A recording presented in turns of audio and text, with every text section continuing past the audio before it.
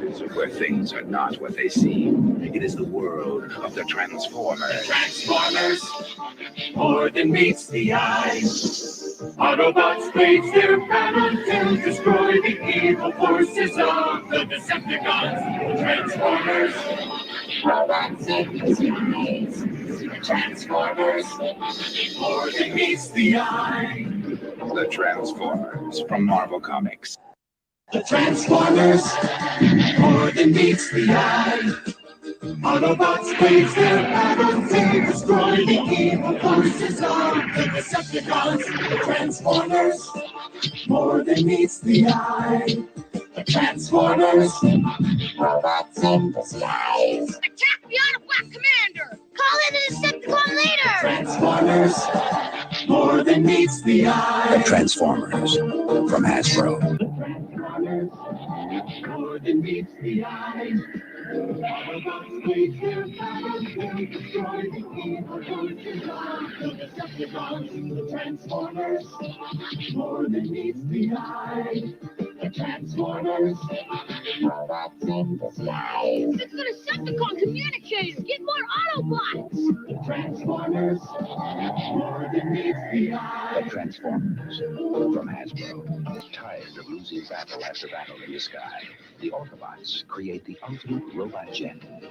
Jetfire. The Transformers, more than meets the eye. But the evil Decepticons have a secret new weapon. Shockwave. The Transformers, robots in disguise. Get ready, Shockwave will stop them! The Transformers, From Hasbro. To help them in their never-ending battle against the evil Decepticons, the Autobots create a new breed of robots, Dinobots. The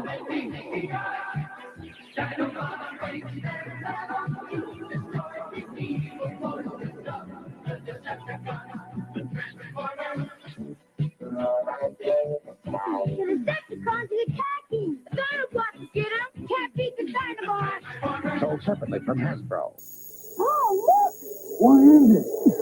It's the Insecticons, an evil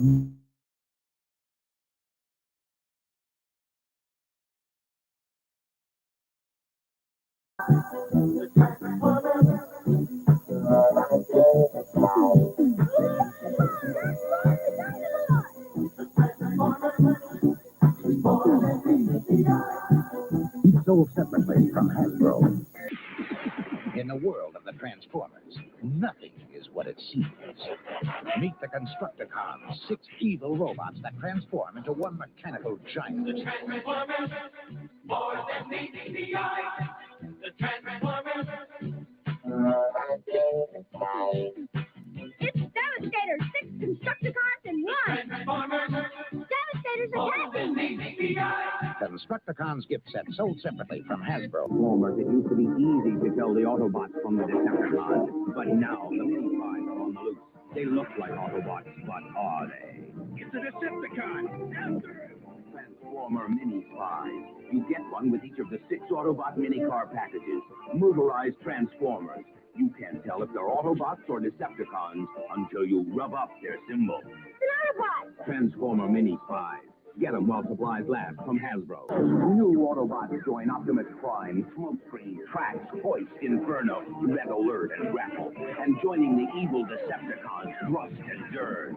Transformers, more than meets the eye. The Transformers, robots in disguise. The Transformers, Decepticon attack! Autobots will stop them! the Transformers, The Transformers, sold separately from Hasbro. the Autobots in big space! But where are the Autobots? Who cares? The Decepticons are gone! Oh no, look! It's Omega Supreme! Introducing the Autobots Omega Supreme Defense Base. It comes with a motorized tank with flashing turret lights. Decepticons! Counterattack Omega Supreme! Transformers, Omega Supreme will stop them! robots in disguise. Omega Supreme is invincible! Transformers, The Transformers, sold separately. Batteries not included from Hasbro. Megatron rages on. Megatron creates triple changers, the most evil Decepticons of all. But the Autobot scientist Perceptor is ready for anything. Introducing Perceptor. From a working microscope, he transforms transforms into a robot. And triple changer Blitzwing transforms from tank to plane and from plane to robot. Triple danger! Let's stop him! Sold separately from Hasbro.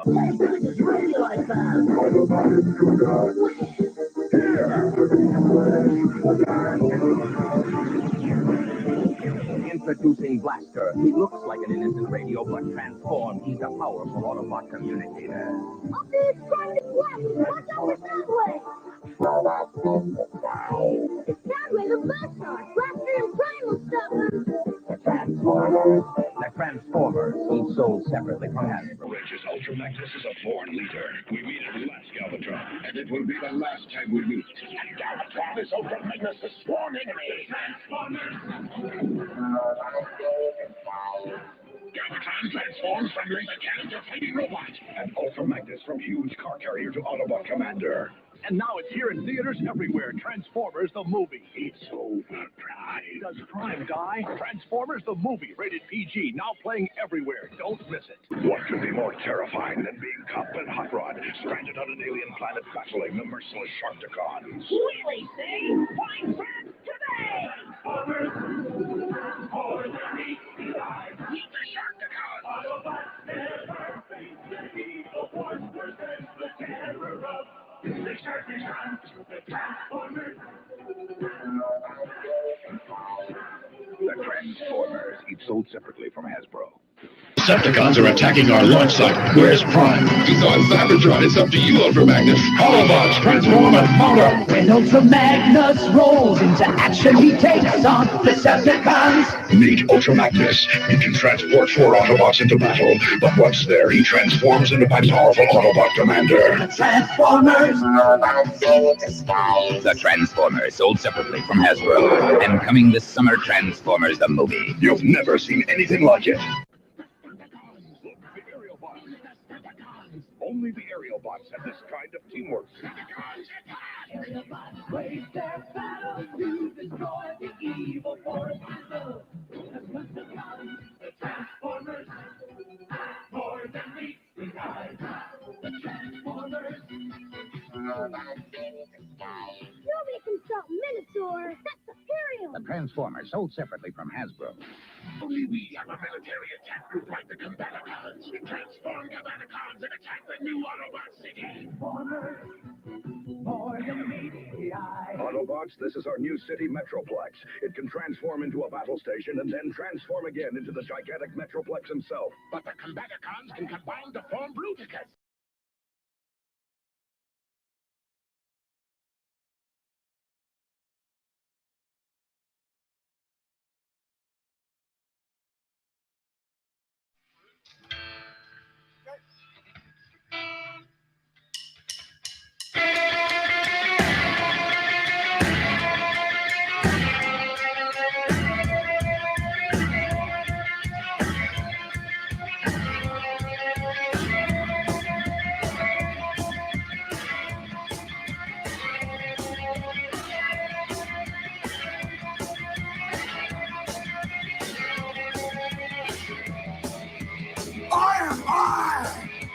Turn to go, go, go. Like Conor McGregor with a samurai sword on rollerblades. Like Vaseline Lomachenko off the 4-person Gatorade. Like Kathleen Hanna with bare claws grabbing someone a pussy. Like Delia Smith after 10 Chardonnays making me a nice cookie. You like them cliches. Seize the day, all ashes are bricks away. Let's seize the day, all ashes are bricks away. You can do it. You can do it. Yes, you can. Wow! I am I. And I intend to go, go, go. Like Frida Kahlo waiting on the poor and your fuck off war. Like Tracy, I make bed listening to the fall. Like Flavor in the club, running on the back of John Wayne. Like Davey, that's a bar. Club is still clubbers with LeBron James. Had to like them cliches. Now seize the day, all houses and bricks. Now seize the day, all houses and bricks away. You can do it. You can do it. Wow! It's all about the confidence.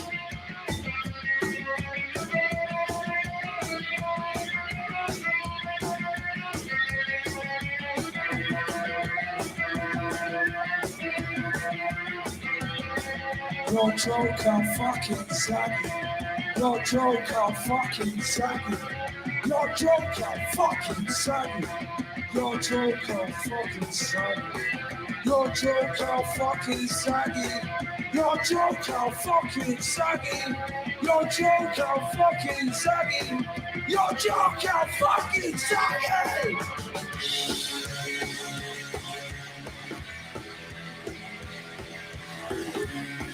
Let's seize the day, all houses are bricks away. Let's seize the day, all houses are bricks away. You can do it. You can do it. Discover new music at listener-powered KEXP.org.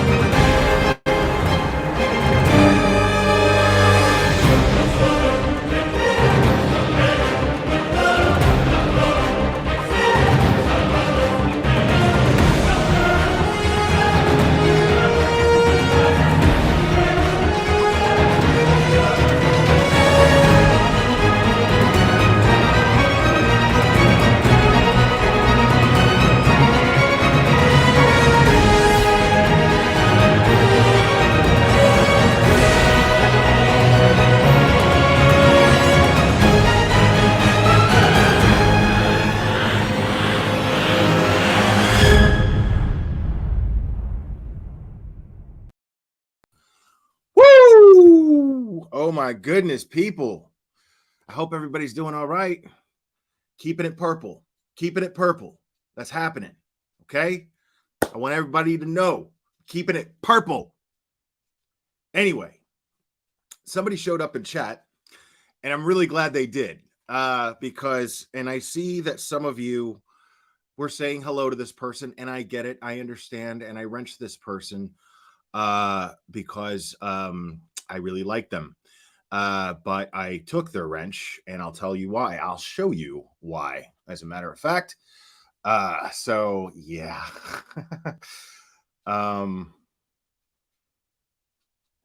Yeah, here we go real quick. Yeah.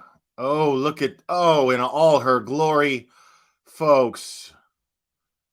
Look at that.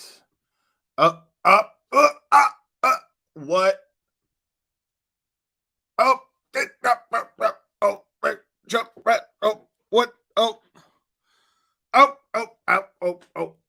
Oh. Yeah, we don't like phony fucking people in here. We don't like phony fucks.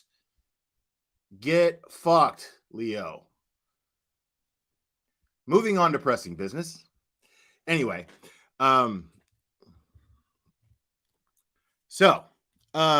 anyway, it's good to see you guys. I'm glad everyone's here. Oh, I love those little moments. Oh man, receipts. Oh, when they happen, it is so sweet. Oh my goodness. It is so sweet. I realize it's disappointing to some of you, but It is what it is. Anyway, yeah. And I'm not trying to influence anybody to feel one way about anybody or anything. You know, that's not. I'm just explaining why this person no longer has a wrench on my channel. As soon as she saw that she didn't have a wrench, she dipped. So yeah. But y'all, I mean, I'm not trying to influence anybody to feel however they want. Y'all can feel however you want about anybody you want. That was directed at me. Those were directed at me personally. Has nothing to do with you all. So you know, that's it's between me and her. But yeah, I don't like fake, man. I don't do fake here.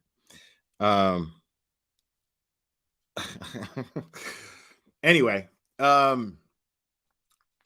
big news, people. The man himself, Ickedmel, has decided to take action against Cuckchurch. And I couldn't be happier about it. Now, again, like this entire time that we've been going over Cuckchurch and his Cuck Squad, the entire time that we've been going over that, a lot of people were saying, man, Ickedmel should sue, Anime should sue. And I've always been the type of person to say, I've always been the type of person to say, you know, hey, that's their business. However they choose to deal with these situations is up to them. If Ickedmel decided not to sue, I would still respect him absolutely no less than I already do. I consider Ickedmel a friend of the channel. I enjoy his content, and I think that he is someone with integrity, patience, rationality. I think he is just a stand-up person, and he has my full respect. But I got to tell you, the fact that he is suing makes me all tingly inside. I ain't even gonna lie. I ain't even gonna lie. So yeah. Now anyway, I have I'm gonna go over the lawsuit that was filed by Ickedmel. It is redacted. Cherry went ahead and redacted it, so if it's not redacted properly, you can blame Cherry. No, man, I wouldn't know what to do without Cherry. Thank you, Cherry, for everything you do for this channel. Seriously, I am eternally grateful to you for it. So let me go ahead and pull that up real quick. I hope they're in order. Luckily, the statements are numbered. Let's see. Yay. All right.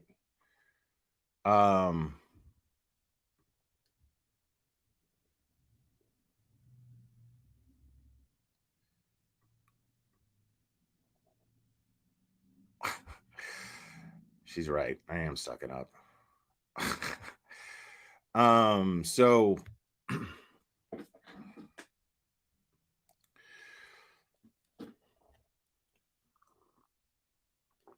So right here in the United States District Court for the Middle District of Tennessee, Nashville Division, Ickedmel versus Ryan Upchurch. I will just say Mel or Ickedmel during the in place of the redactions. Let me go ahead and zoom that up. Introduction. The diversity action arises from the defamatory and tortuous conduct of defendant Ryan Upchurch. This sounds familiar, as explained below. It has some facts in common with these stated in the amended complaint, docket number 9 for Robertson versus Upchurch. And yeah, and Robertson versus Upchurch being, oh, real quick, let me go over some super chats and whatnot. Let me just go over that real quick. I saw that sincerely spastastic. The glare, do you wear boxers or briefs? You'll never know. But Keep asking the same questions under the same super chats. I might be convinced to answer that. Snow Links became a YouTube member. Thank you so much. I appreciate that. And Grandmaster Sid Sophos, homie. Glare, I need to GoFundMe because of the noise of the builders are making in Flat Below. I've already thrown their ladder out the way. Oh my God, Grandmaster Sid Sophos, behave, man. Don't get locked up, dude. Dude. So yeah, Robertson versus Upchurch would be Mr. Robertson, Kylie Rodney's grandfather, and his her father is also on that lawsuit as well, and they are also suing Ryan Upchurch for defamation, and rightfully so. And I fully support them as well. And it goes on to say Ryan Upchurch is a prominent YouTube personality. His eponymous YouTube channel boasts 3,140,000 subscribers. The channel is highly popular among aficionados of redneck rap music and conspiracy theories. Since Mr. Upchurch's channel began in 2014, his 500 plus videos have been viewed a combined total of 2,080 million times. Wow. Wait a second. Is that in order? Okay. Seems like there's some missing here, but okay. I don't know. But it says page 3 right there. Am I tripping? Okay, whatever. I'm just going to go on to read the court jurisdiction. Oh my God, so stupid. The court has jurisdiction over this action pursuant to, because the amount of controversy exceeds $75,000 exclusive of interest and cost, and because there is complete diversity of citizenship. Venue is proper herein pursuant because the only named defendant, i.e. Mr. Upchurch, resides in this district. Now, guys, I can't really see chat, so I apologize for that. Venue is proper herein pursuant the only named defendant, i.e. Upchurch, resides in this district. This suit is timely filed. In diversity actions, a federal court applies the statute of limitations of the forum state unless an applicable statute of limitations from another state limits not only the remedy, but also affects the substantive right. In Tennessee, claims for libel and personal injury must be filed within 1 year after the cause of action accrues. Because the anniversary for the earliest video that forms to the basis of the complaint falls on Sunday, August 20th, 2023, the Tennessee statute of limitations for this suit expires on Monday, August 21st, 2023. Alternatively, the statute of limitations under Florida law expires on August 20th, 2024. That being because Ickedmel lives in Florida. Now, before I continue, I want to talk about real quick, because some of you are thinking, and I saw somebody in chat earlier say, well, why did Ickedmel take so damn long to file this lawsuit? Well, if I had to guess, I really don't know. I can't speak for Ickedmel.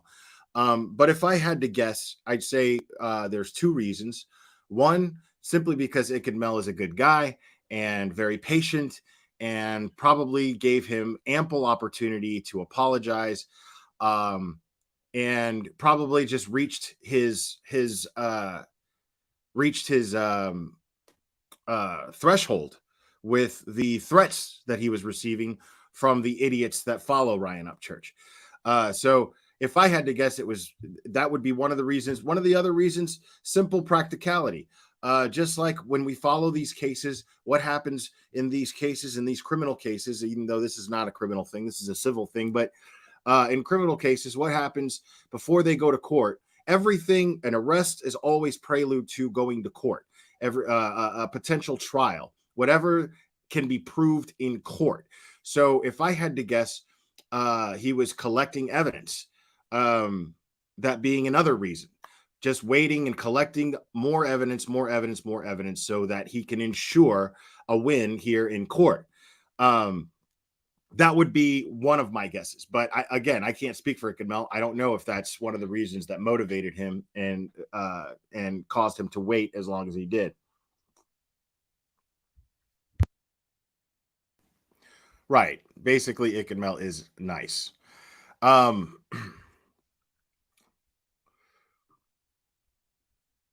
So if over 124,000 oh my God. There we go. If over 124,000 views and nearly 7,000 likes were not bad enough, the complete reach of defamation specimen 1's libel title. I want to make sure real quick, guys, that these are not out of order. Okay, yeah, see, these are totally out of order. Cherry. All right. So, yeah, I skipped some stuff here. So, plaintiff herein is also a YouTuber. That would be Ickedmel. He is known by the handle Ickedmel. His focus is directed toward true crime stories and other current news events. On or about August 6, 2022, Kylie Rodney, a 16-year-old girl, disappeared after leaving a party near Tahoe National Forest in California. Shortly thereafter, Messrs. Upchurch and Ickedmel started making videos discussing her disappearance. Mr. Upchurch theorized that she had been kidnapped by sex traffickers and pedophiles. This theory was discredited when Miss Rodney's body and her missing car were found in a lake on August 21st, 2022. As it turns out, the young woman had driven her car off the road.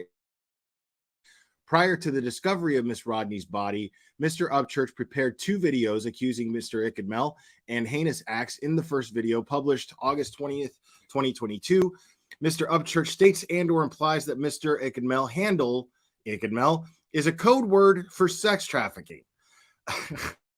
Oh man, I'll never forget that.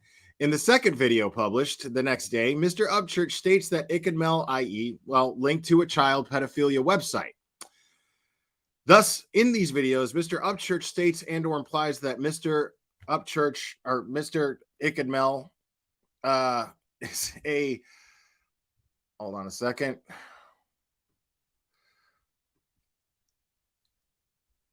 Is a sex trafficking pedophile. Mr. Upchurch's statements and or implications are false and defamatory. As a direct and proximate result thereof, Ickedmel suffered damage to his reputation and character as evidenced by threatening messages.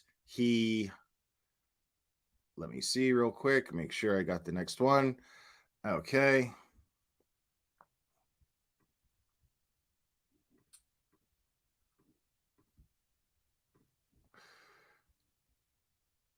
Threatening messages that he received from supporters of Mr. Upchurch. These threatening messages, including one death threat, caused Mr. Ickedmel to suffer extreme mental anguish. They also prompt Ickedmel to purchase security cameras. He also incurred other damages. Ickedmel respectfully submits that the laws of Florida should govern the substance of this dispute. Ergo, Ickedmel seeks compensatory damages and punitive damages under Florida law for defamation by implication, and intentional infliction of emotional distress. Wow. I always wondered if defamation by implication was a thing. It clearly is. So just the kind of just by implying things like that Ickedmel is a sex trafficker or a pedophile is enough to sue for. I wondered about that. Because if you watch Cuckchurch's videos, he tries real hard to act like he's hiding behind some sort of loophole in the law and to avoid litigation, but clearly he didn't. You can't even imply that shit the way that he did. And again, it caused him emotional distress because he was receiving threats, death threats.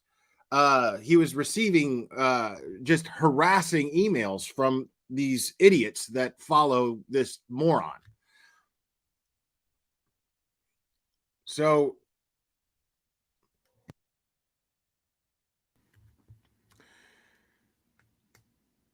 Ickedmel is a citizen and resident of Florida. Ryan Upchurch is a citizen of Tennessee. Upon information and belief, he resides in Cheatham County, Tennessee. Thus, he resides in the Middle District of Tennessee and in the Nashville division thereof. The fictitious persons referenced herein are those persons, corporations, partnerships, associations, or other entities presently unknown who assisted Mr. Upchurch in committing the torts complained of herein. These parties, however, do not include any person who resides in any jurisdiction that would destroy diversity.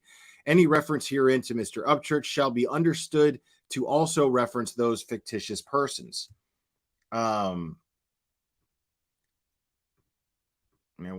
we go. Okay. And the court has jurisdiction over this action pursuant. I read all this already, but and this falls into the statute of limitations. Now, Kylie Rodney was just over a year ago when Kylie Rodney disappeared.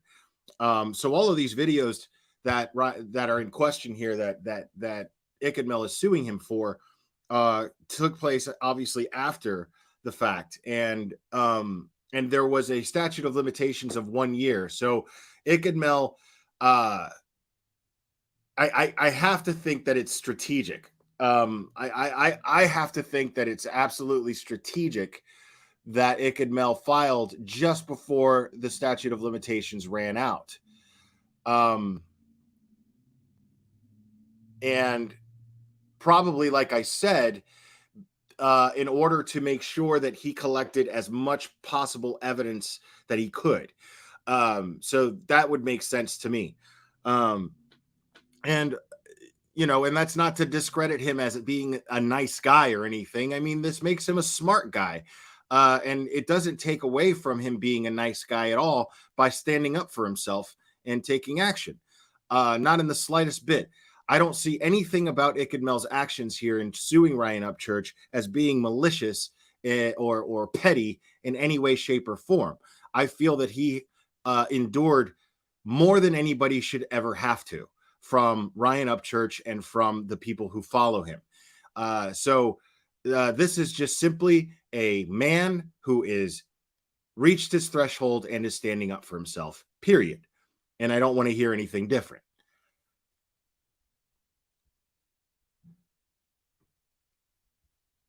It goes on to say, Ickedmel, sorry, this thing has to if I move it,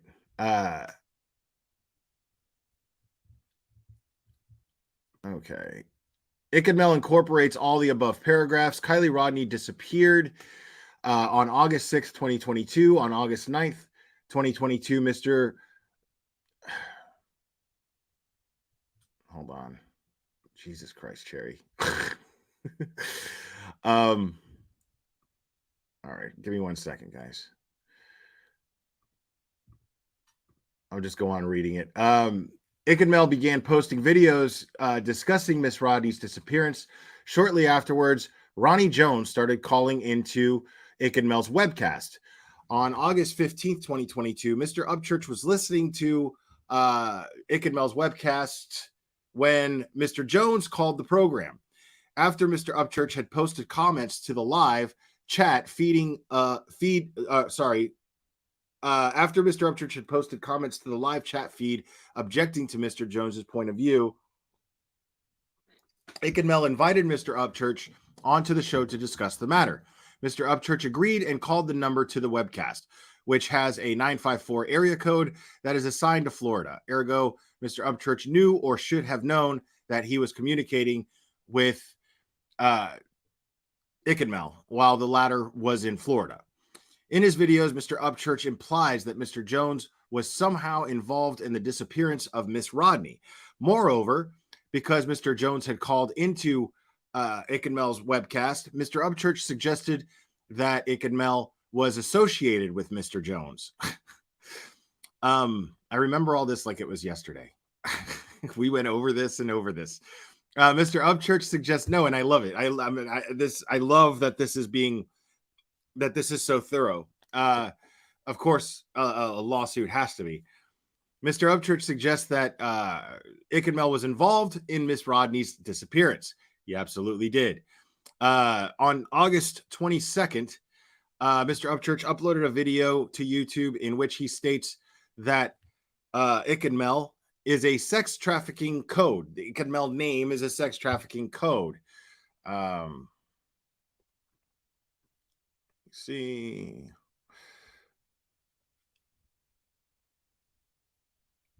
And if over... Okay, hold on.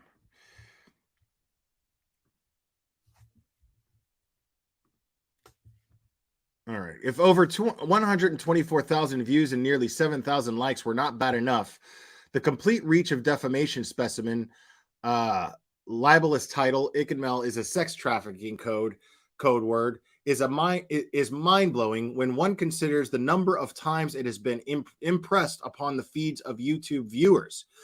According to Google, which owns YouTube, an impression is defined as the number of times a thumbnail was shown to viewers on YouTube. Similarly, the impressions click-through rate, or the CTR, is defined as how often viewers watch the video after seeing a thumbnail. Not every impression leads to a view, nor does every view come from an impression. Nevertheless, according to Google, half of all channels and videos on YouTube have an impressions CTR that can range between 2% and 10%.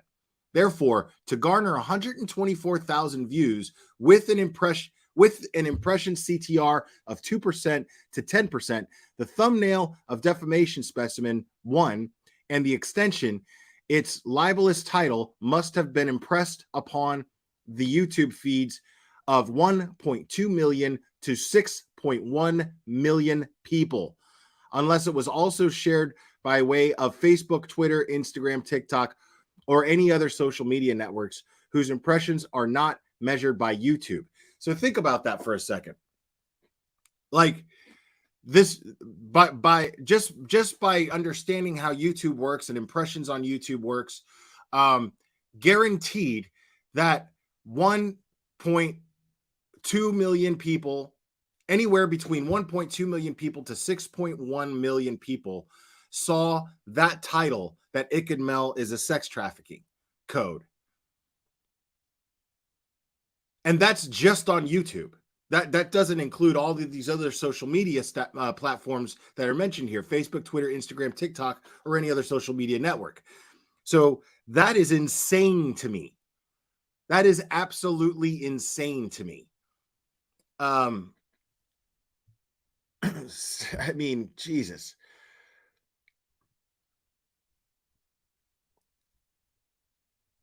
So hold on real quick. In any event, defamation specimen 1's false and defamatory title has been seen by millions of people. Given that Mr. Upchurch's channel has 3.1 million subscribers, this estimate is reasonable. As further evidence of the reach of Mr. Upchurch's videos, when one simply runs a Google search of that word, Ickedmel, the thumbnail for defamation specimen 1, including its title, is displayed on the first page. A screen capture of a Google search performed on August 20th, 2023 is depicted below.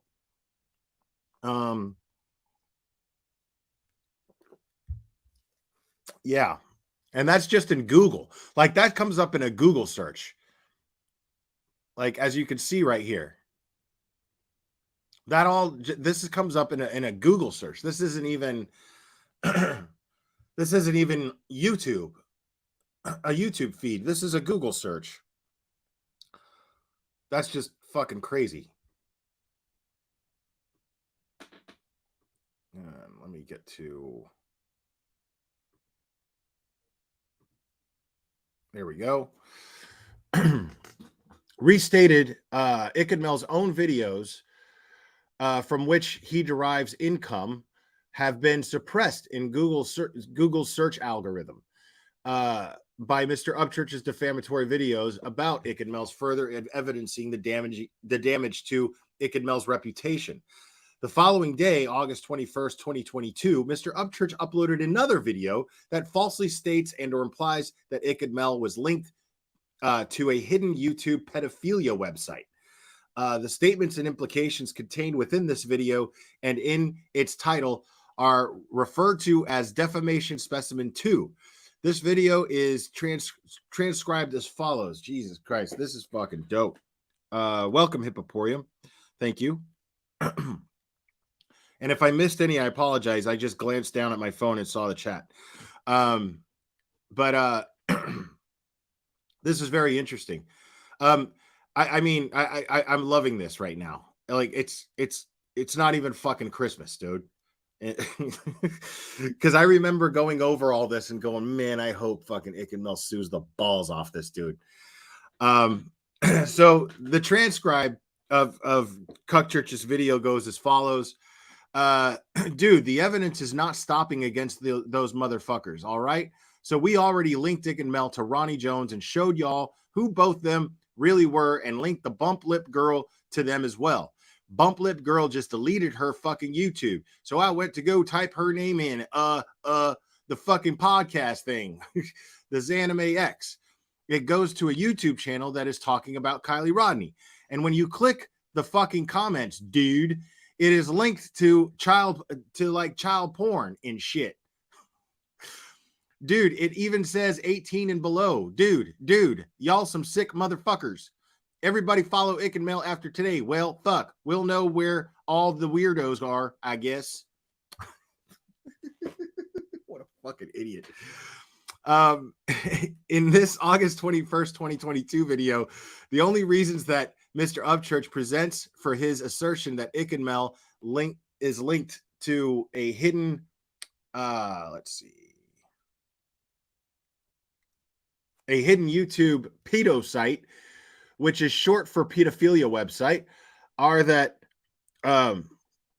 okay, welcome, Tracy. Thank you, member, for 7 months. Wow, that went fast. Mad respect for Ickedmel. Yeah, I mean, he just got to the statute of limitations. Like he just barely filed just at the statute of limitations would meet. So this is fucking great.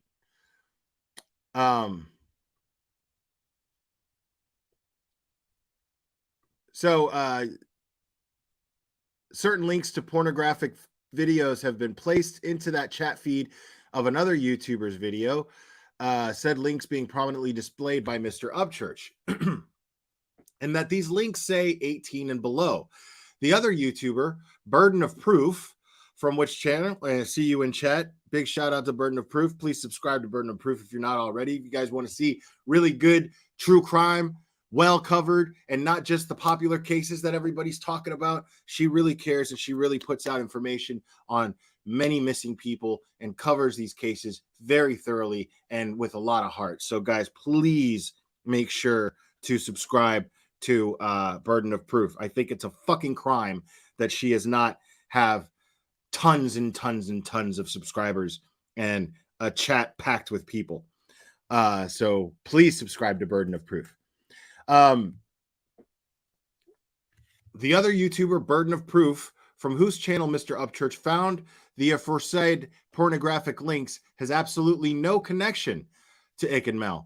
Thus, Ickedmel had nothing to do with these links or their placement onto the chat feed of this other YouTuber's video. Beyond this, as the screen capture below that has been taken from Defamation Specimen 2 shows, the comments from this chat feed state in plain English that it is that it has adult porn videos only. As for the comments written in German, even the most cursory use of Google Translate would show that they are completely devoid of any reference to pedophilia. And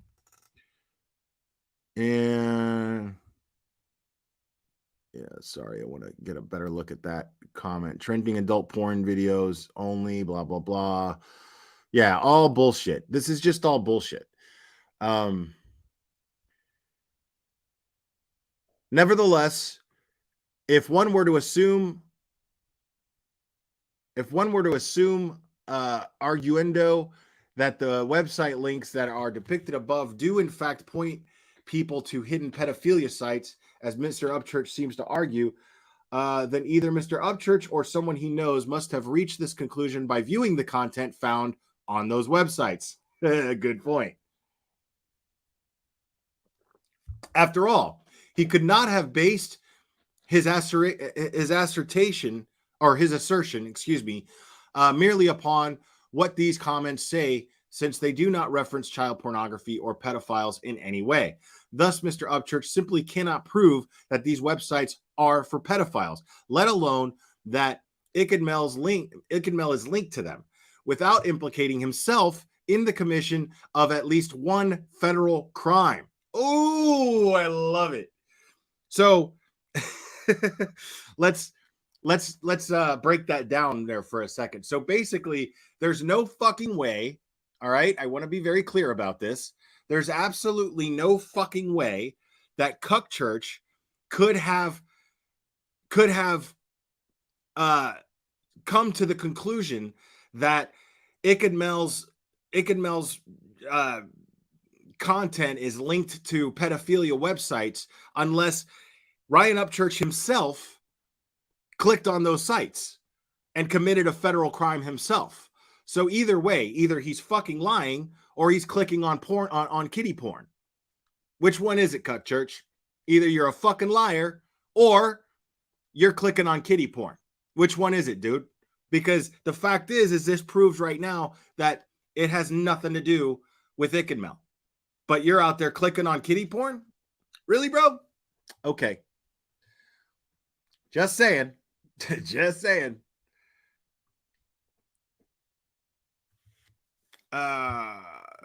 Upchurch seems to argue that neither. Okay, I already read that. Thus, Mr. Upchurch simply cannot prove that these websites are for pedophiles, let alone that that Ickedmel is linked to them, without implicating himself in the commission of at least one federal crime. To be unambiguously clear, Ickedmel is not accusing Mr. Upchurch of committing any federal crime pertaining to sex trafficking or pedophilia. Neither am I. I'm calling him a fucking liar is what I'm doing. That is because the so-called hidden YouTube pedo sites that Mr. Upchurch references simply do not exist. Accordingly, neither Mr. Upchurch nor Ickedmel could have ever accessed them.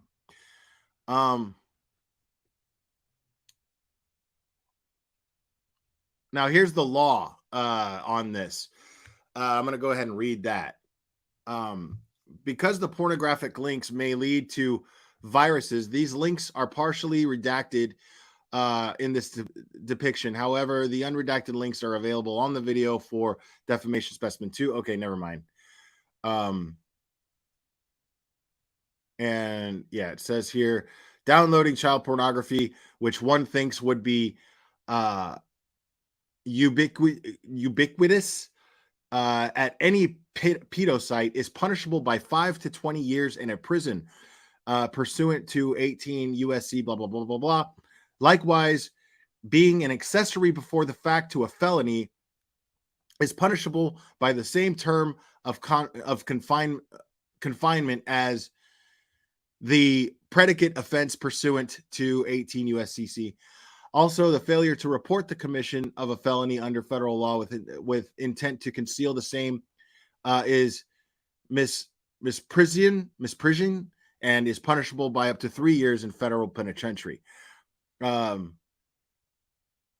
Upchurch necessarily would have committed at least one of these crimes if he had accessed a pedophilia website, for if he had asked an associate to access such a website for him. Okay, so what this is basically saying is if he even clicked on these pedophilia websites to know that he basically, it's clear right here what he's saying is what this attorney is saying, which is fucking dope. I love Ickedmel's attorney already. It's like, okay, so if you clicked on this site, or you even told someone to click on the site and check it for kiddie porn, well, you committed a felony. Up to 5 to 20 years in prison if you clicked on it yourself. Up to 3 years in prison if you had one of your fucking cuck squad idiots click on it for you. So either way, I mean, so either you can prove that Ickedmel is connected to these kiddie porn sites, or if you can prove this, then you're going to prison. Period. So, I mean, so I think that is absolutely beautiful. I think that is absolutely fantastic. Yeah. So, yeah, real quick, we gotta give Ickedmel's lawyer some love for that one.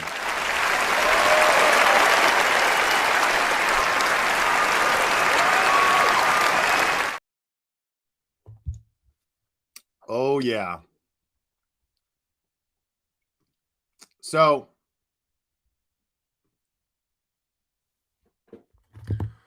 let's see here.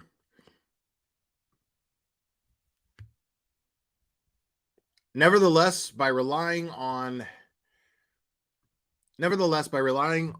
upon the contents of a non-existing website, or alternatively upon the existence of hidden YouTube pedophilia websites that he has clearly failed to disclose, Mr. Upchurch cannot assert that he was offering a constitutionally protected opinion.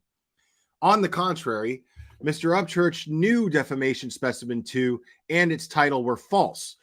Or at the very least, he behaved with actual malice and or with reckless disregard for the truth when he published these assertions.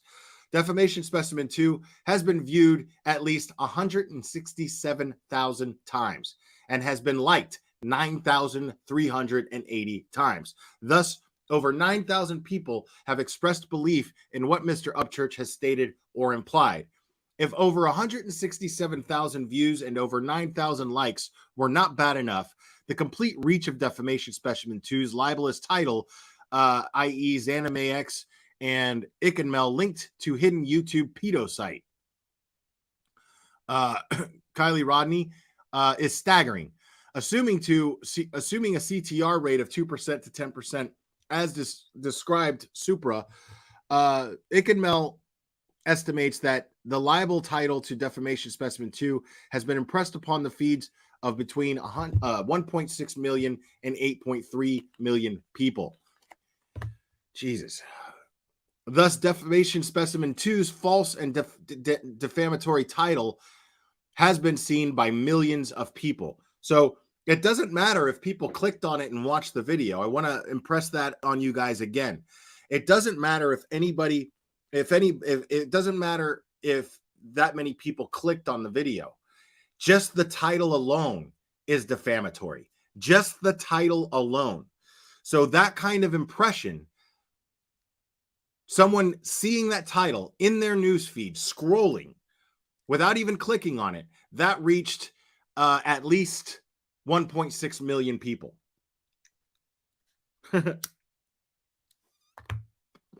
Fascinating.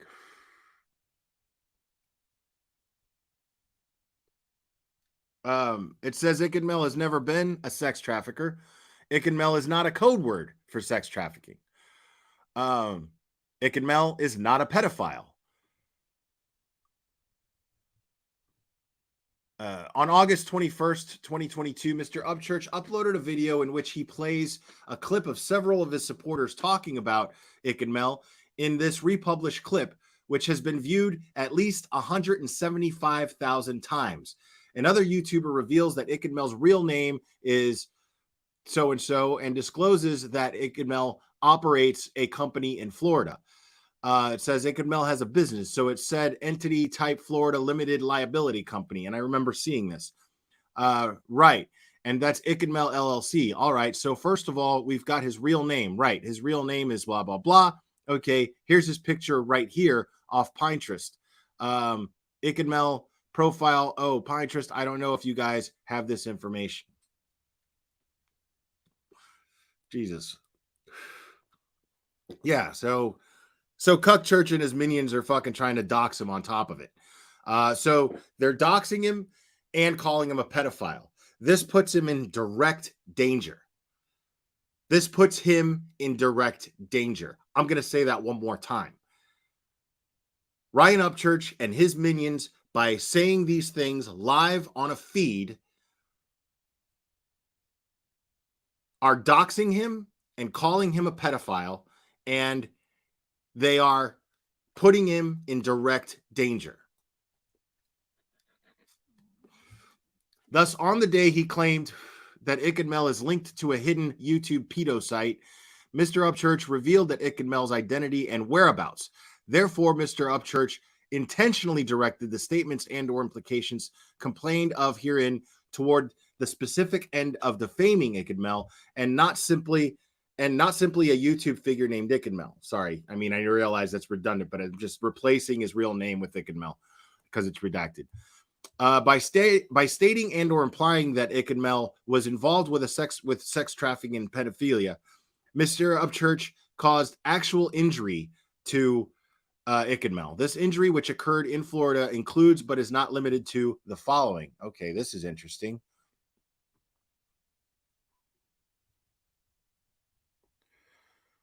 All right.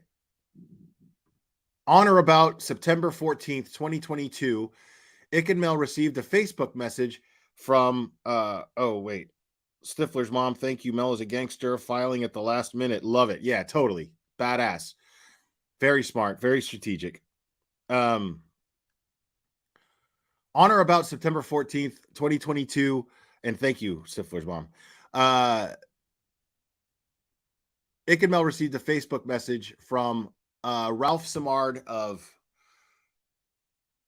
Bangor, Maine. Therein, Mr. Simard threatens to put a gun into Ickedmel's motherfucking mouth. Mr. Simard calls Ickedmel a pedo while referencing Ryan 3 weeks after Mr. Upchurch had first implied that Ickedmel was a pedophile. Mr. Simard also references Zanime and Tony Dodge, who appeared with Mr. Upchurch on a YouTube panel talking about Mr. Jones. Ergo, Mr. Simard clearly speaks of Cuckchurch when he writes, Ryan, moreover, since Mr. Simard is repeating what Mr. Upchurch had published about Ickedmel, Mr. Simard is clearly reacting to Mr. Upchurch's false statements and or implication. As such, Mr. Simard clearly believes what Mr. Upchurch has said. A copy of the entire correspondence, redacted of profanity, is attached hereto as Exhibit A and incorporated herein by reference. Ickedmel received messages from other followers of Mr. Upchurch, further evincing the damage to Ickedmel's reputation and character. See Exhibit B, incorporated herein by reference. In view of Mr. Simard's death threat, Ickedmel's reputation and character, see Exhibit B, incorporated herein by reference. In view of Mr. Simard's death threat, I already read that, for the lives of his daughter and himself. The same day, he filed a report concerning Mr. Simard's death threat with the Hollywood, Florida Police Department. A copy of this report, redacted of confidential information, is attached hereto as Exhibit C, incorporated herein by reference.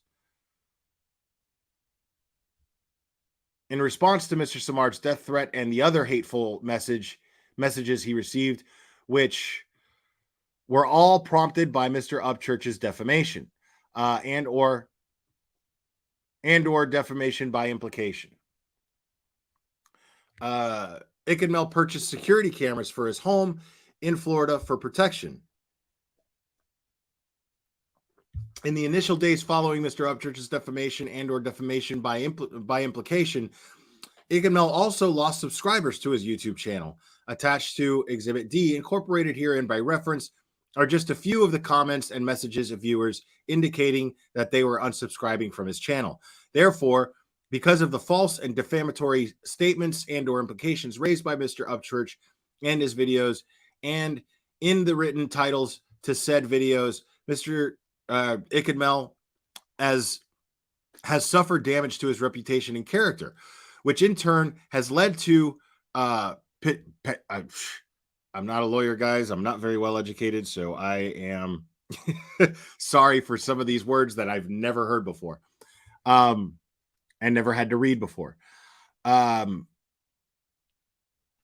Therefore, because of the false defamatory statements and or implications, videos, written titles, and said videos, Ickedmel suffered damages to his reputation and character, in which he in turn led to pecuniary losses and severe mental anguish. Sorry, guys, I am a little stupid.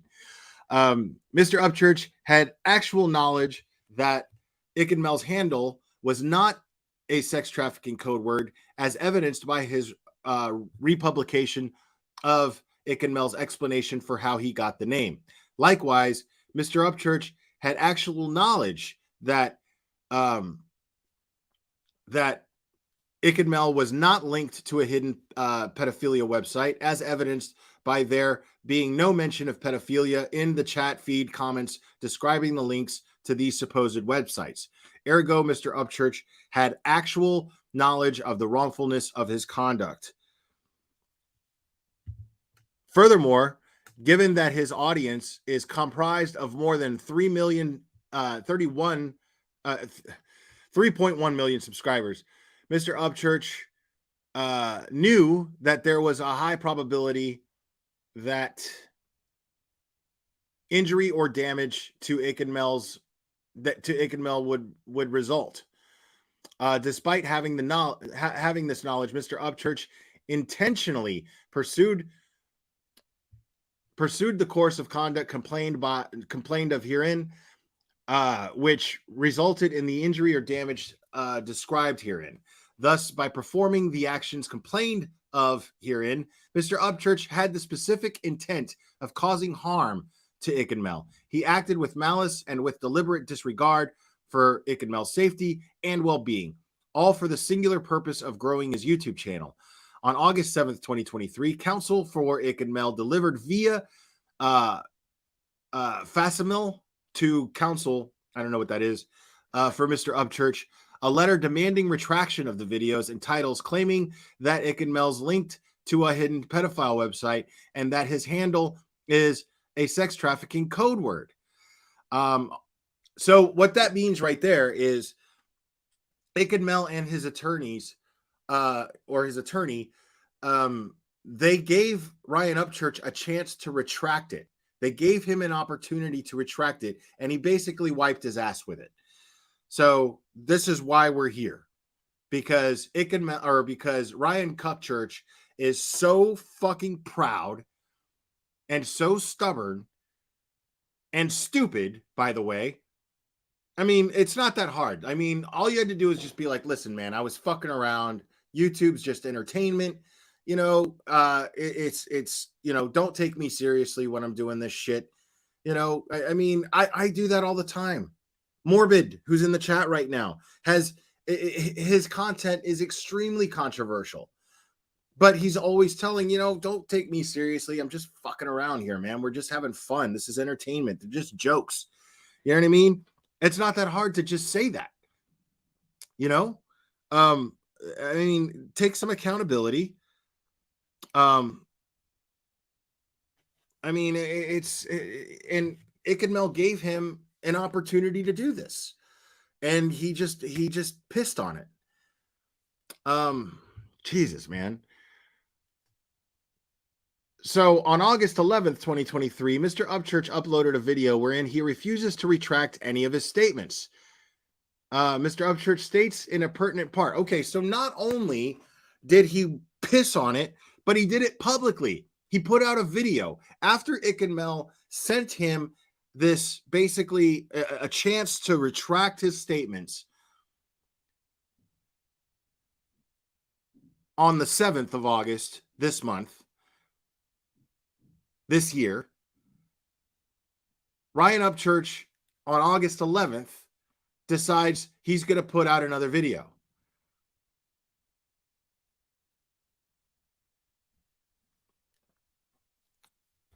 Shut the fuck up, Morbid. Oh my God. On August 11th, 2023.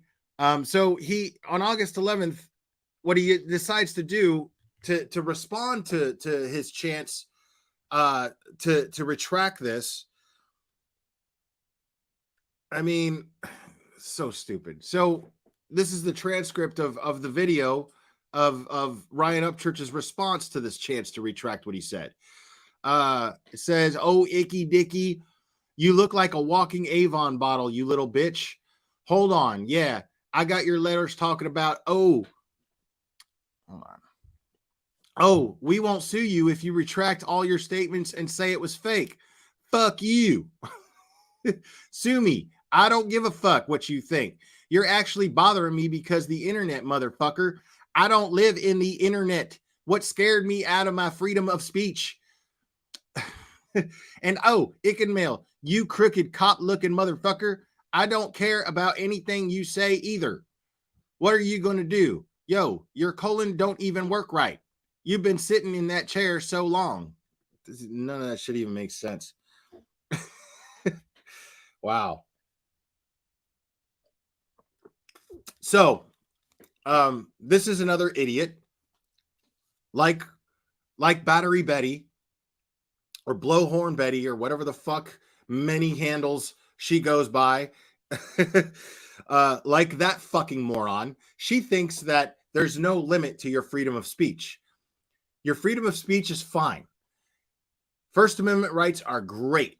But the problem is this fucking asshole thinks that you could still victimize people with your first, you can abuse your First Amendment rights to victimize people. And it just doesn't work that way.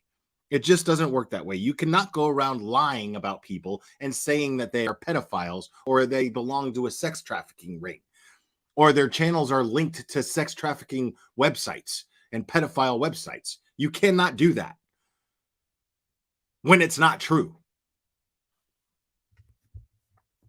Unreal. On August 12th, 2023, counsel for Ickedmel delivered as an updated retractions letter to counsel for Mr. Upchurch.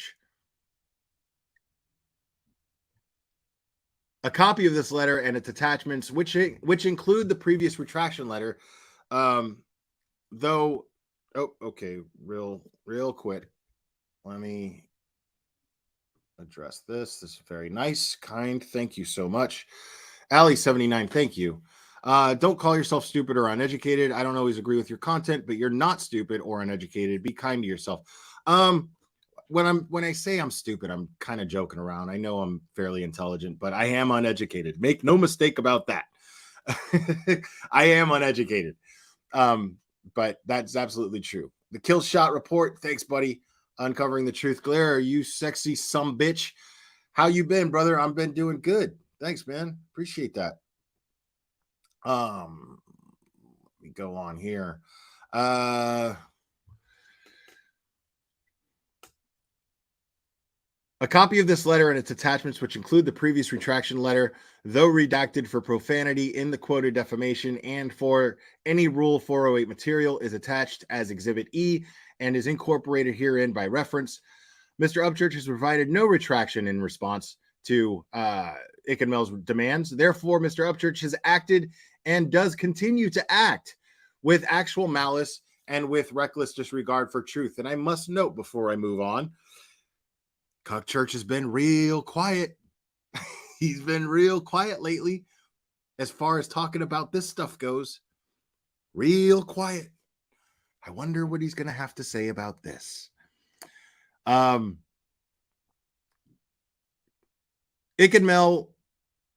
that Mr. Upchurch presented no valid opinion, nor did he exercise any privilege, absolute, qualified, or otherwise, under Florida law or Tennessee law, where he published the aforesaid defamation specimens 1 and 2, including their respective titles.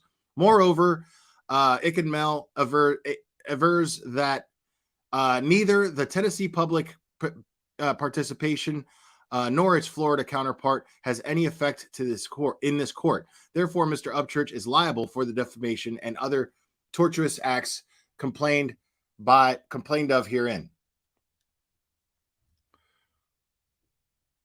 And yeah, I'm not going to read all that. Ickedmel incorporates all of the above paragraphs. In Tennessee, punitive damages are capped at the greater of $500,000 or twice the value of any compensatory damages awarded. However, in Florida, there is no cap on punitive damages when the defendant has the specific intent of causing harm to the plaintiff. Likewise, in Tennessee, there is a $750,000 cap on non-economic damages. However, in Florida, there are no such caps. Thus, a conflict of laws exists. All injuries complained of herein occurred in Florida. These parties have no relationship with each other except through the transmission of Mr. Upchurch's YouTube videos, which Ickedmel was made aware of and viewed in Florida. Mr. Upchurch's call to Ickedmel's show via the 954 telephone number while Ickedmel was webcasting in Florida.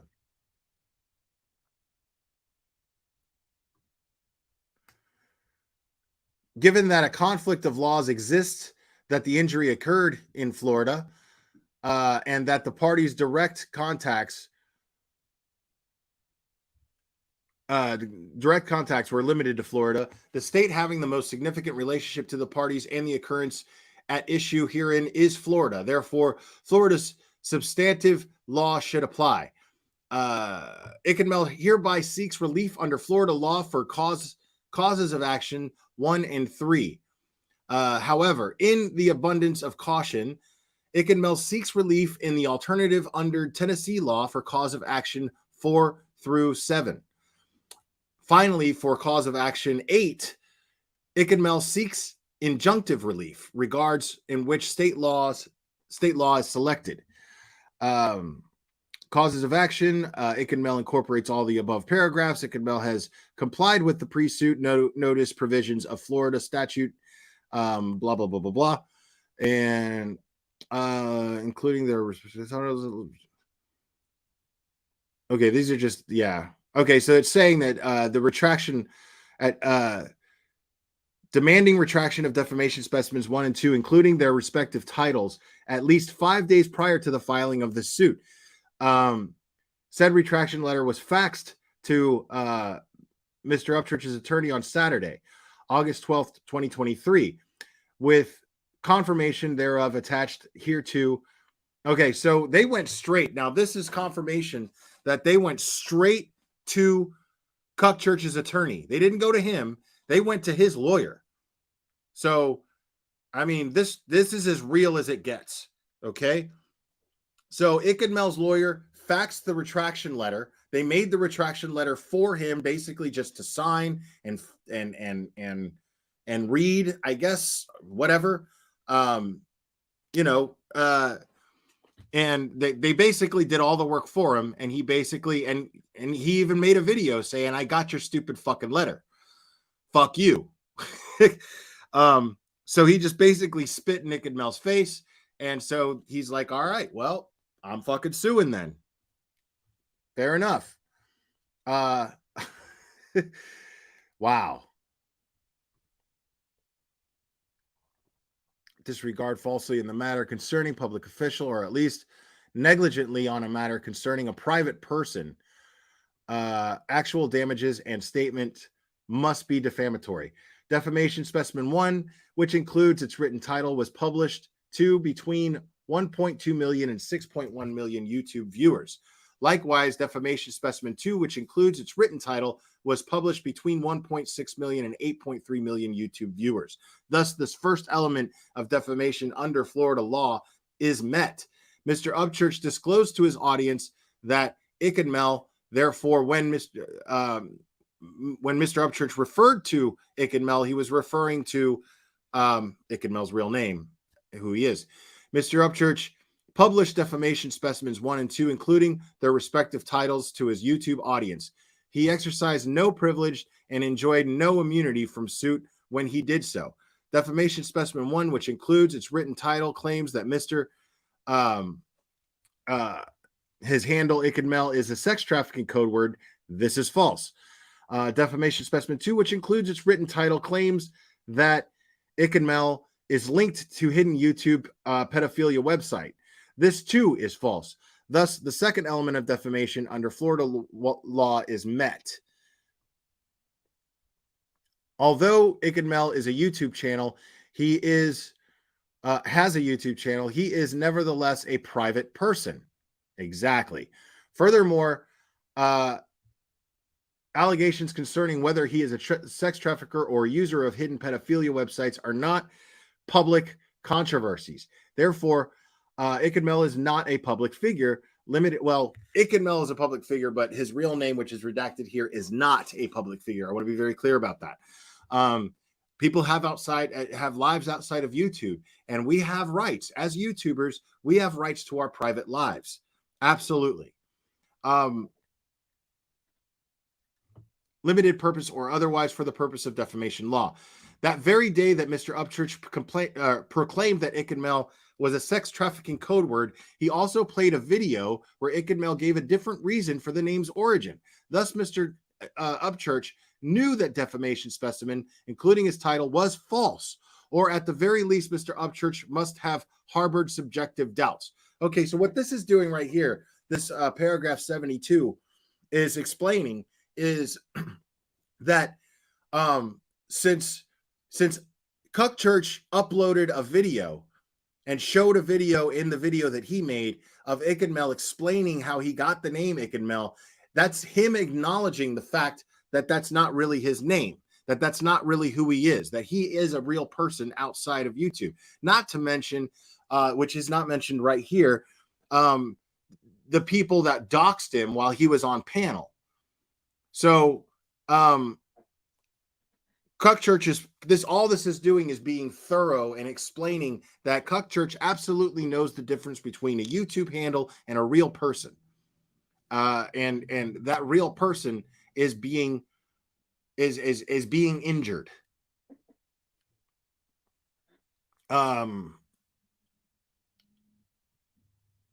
Likewise, Mr. Upchurch gives no factual basis to support his contention that Ickedmel linked to a hidden YouTube pedophilia website. In fact, that the very website links that Mr. Upchurch references contradict his position. Thus, Mr. Upchurch knew that defamation specimen 2, including his title, was false, or at the very least, he must have harbored subjective doubts. Exactly.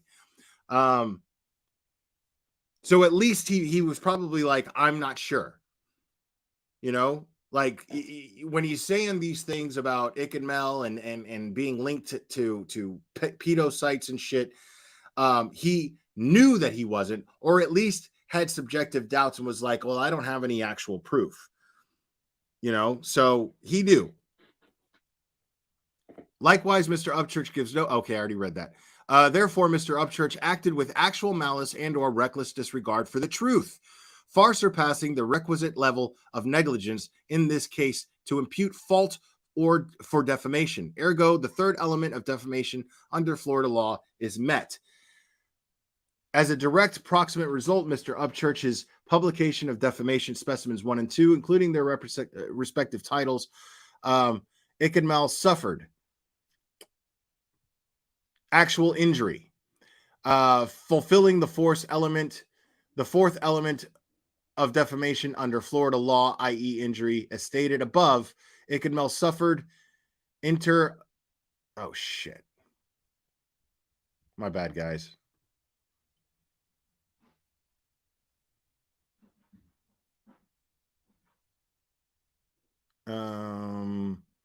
Was I really like... Okay, hold on.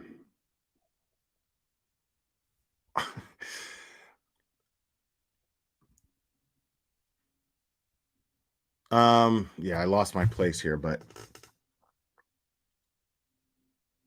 I'll just go on here. Hold on. Ickedmel suffered actual injury. I found it. I can't believe I even clicked on one that was close to it. Ooh. As stated above, Ickedmel suffered inter alia as follows. First, Ickedmel suffered direct harm to his character and reputation, as evidenced by the hateful messages and comments that Ickedmel has received, which include a death threat from Mr. Simard. It is also evidenced by various people's comments on Mr. Upchurch's videos that indicate belief in these lies. It is also evidenced by the thousands of likes that Mr. Upchurch's videos were garnered. Second, the death threat from Mr. Samar, particularly, and the other hateful messages that he received generally caused Ickedmel severe mental anguish, including but not limited to severe anxiety and sleeplessness, thereby prompting him to seek police intervention and to purchase to purchase of security cameras. Third, Ickedmel has suffered pecuniary damages. I don't know that word. Sorry, guys. Including the cost of purchasing security cameras, the loss of revenue associated with people who dropped their subscriptions after Mr. Upchurch's had published his videos, and the loss of future revenue.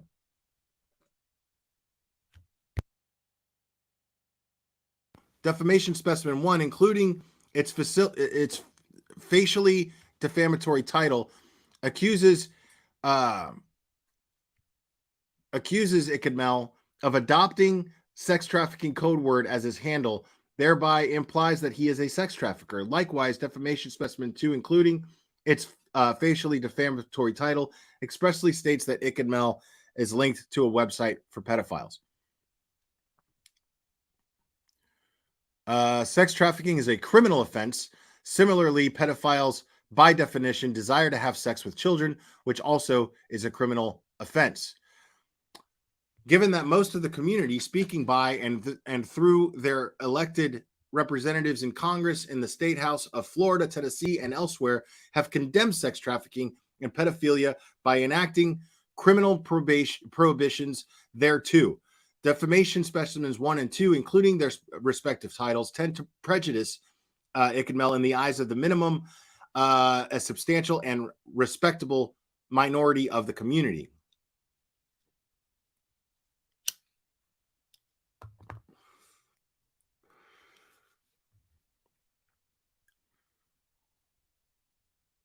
Ergo, the fifth and final element of defamation under Florida law has been met. By failing to retract Defamation Specimens 1 and 2 upon request, Mr. Upchurch demonstrated actual malice justifying punitive damages. Ergo, Ickedmel avers that Mr. Upchurch committed the tort of defamation, more specifically libel, as to Defamation Specimens 1 and 2, including their respective written titles. Defamation by implication. Ickedmel incorporates all the above paragraphs. As mentioned, Ickedmel has complied with the requirements of the Florida pre-suit notice statute. Defamation by implication applies in circumstances where literally true statements are conveyed in such a way as to create a false impression. In Defamation Specimen 1, Mr. Upchurch takes the word Ickedmel and rearranges the letters to spell, to spell sell me kid or licked me in the video. He writes anagrams of Ickedmel on a sheet of paper. That is by far my favorite of those videos, by the way. Not because of what it did to Ickedmel, but how fucking stupid this guy is. How fucking dumb. This display of stupidity by Ryan Upchurch was incredibly entertaining to me. And I was happy to go over it and show how fucking dumb he is. Because, I mean, but the thing is all joking aside, this still caused Ickedmel some serious harm. You know, like, there were people that took him seriously. There are people, man, when I want to tell you guys, I talked about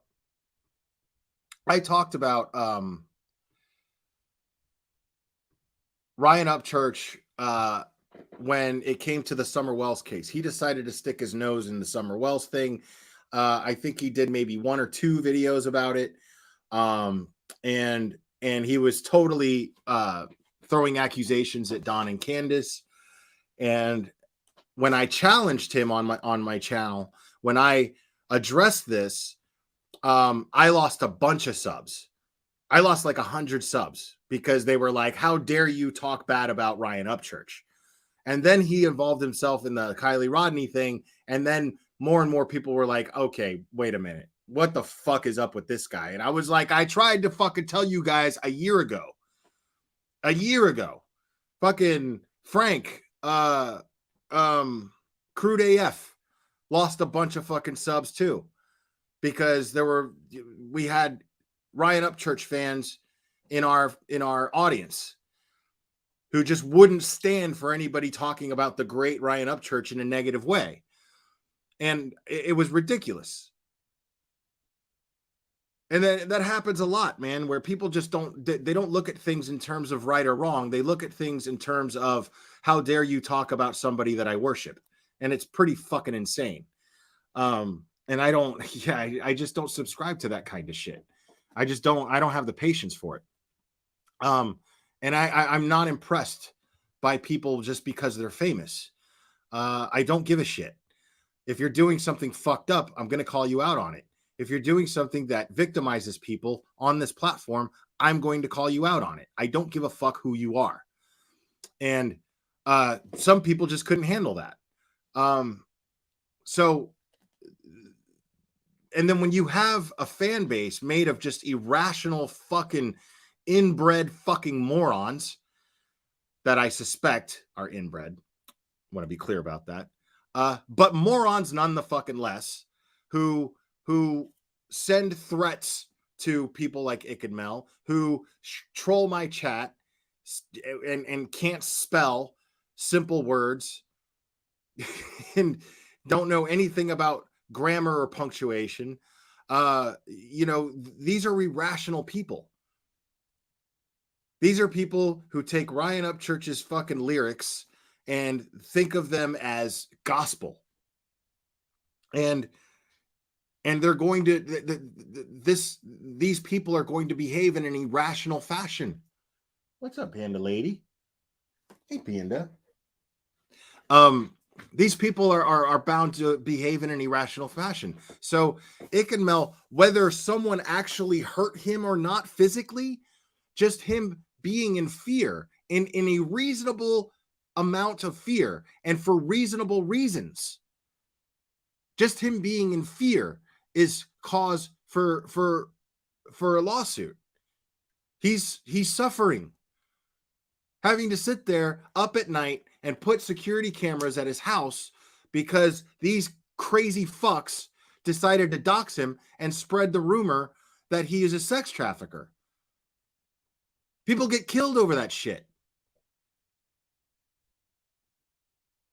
So just because nobody yet has actually physically hurt him, they caused suffering to him by being in fear. Nobody should have to live in fear. Thank you, Grandmaster Sid Sophos. Panda love. Yes, thank you. Appreciate that.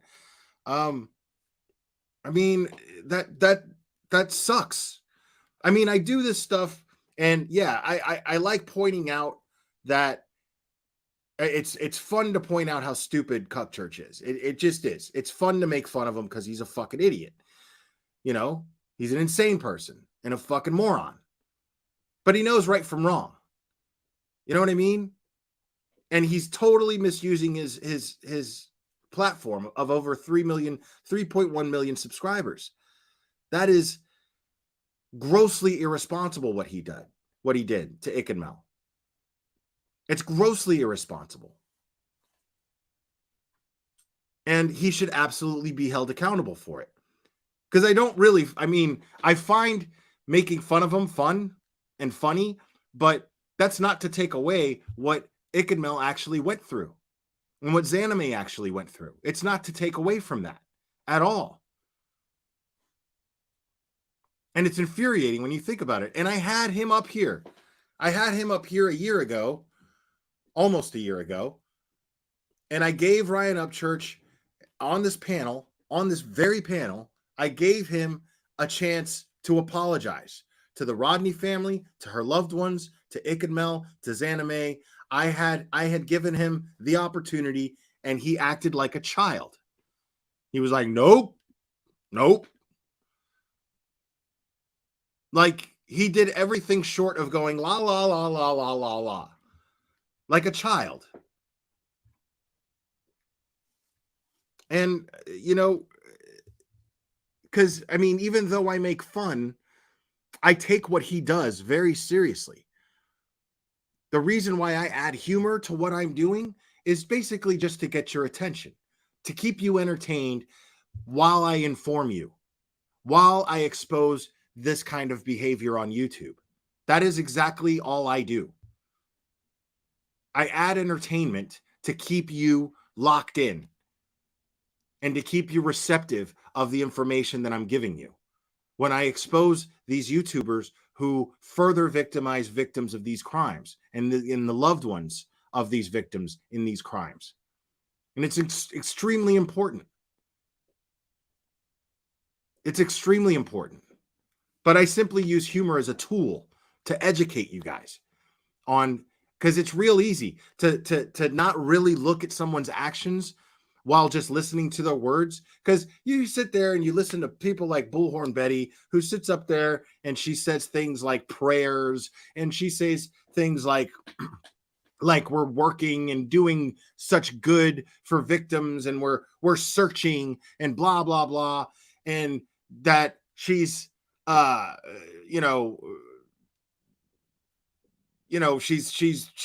she's educated in the law and blah blah blah.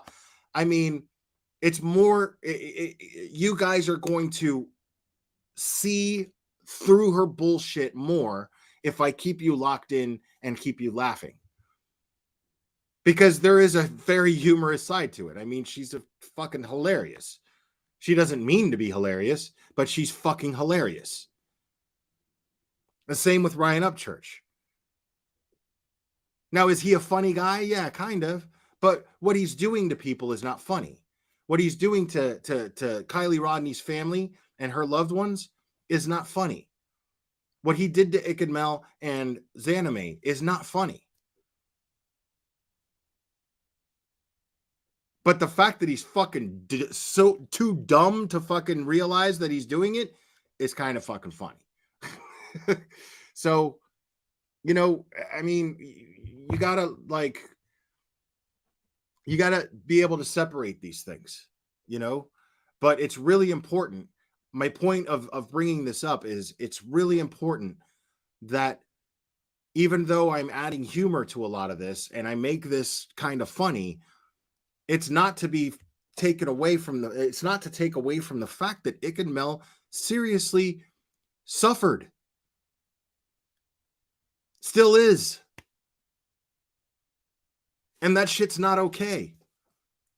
That shit is not okay. Like, Ickedmel is a good, solid person, man. He's a good-hearted guy. He doesn't deserve that. He's a single dad, just doing the best he can. He's really respectful on his channel. He's a funny guy. He's cool. He's kind. I mean, he doesn't deserve to be lied upon, to be lied on by somebody with such a following of irrational jackasses.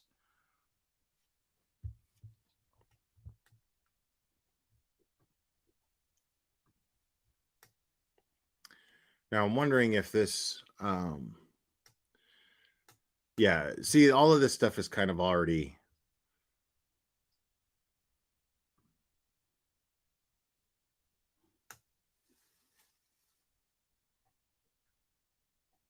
yeah, so this is just basically summary of everything that we just read, basically why they have grounds to sue.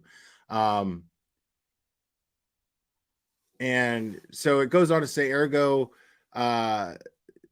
Ickedmel avers that Mr. Upchurch committed the tort of defamation by implication, more specifically libel by implication. As to defamation, specimen 1, including written title.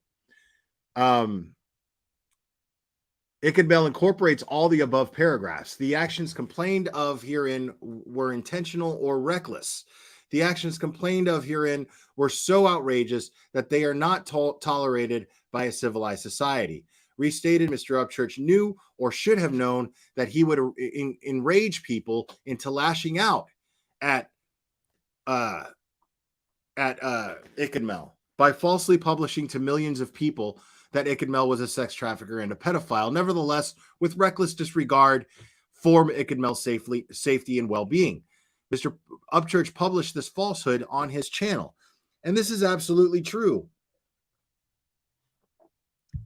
Because even though I made these videos, I did these live streams where we were cracking jokes and making fun, I still get very, very serious from time to time. And in those videos, I explained how dangerous.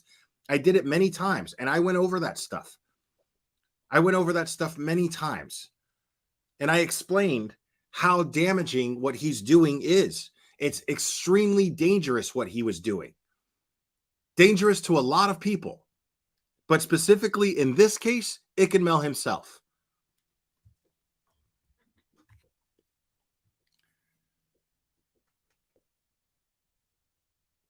The actions complained of herein caused Ickedmel severe mental injury, including sleepless nights and anxiety. As a direct and proximate result of Mr. Upchurch's behavior, Ickedmel received at least one death threat from a person with a known history for criminal violence. So this guy actually has a history of criminal violence, which is fucking crazy. Ergo, Mr. Upchurch committed the tort of intentional infliction of emotional distress pursuant to Florida law regarding defamation specimen 1 and 2, including its respective titles. I'm actually curious what that guy was charged with, what kind of criminal history he has.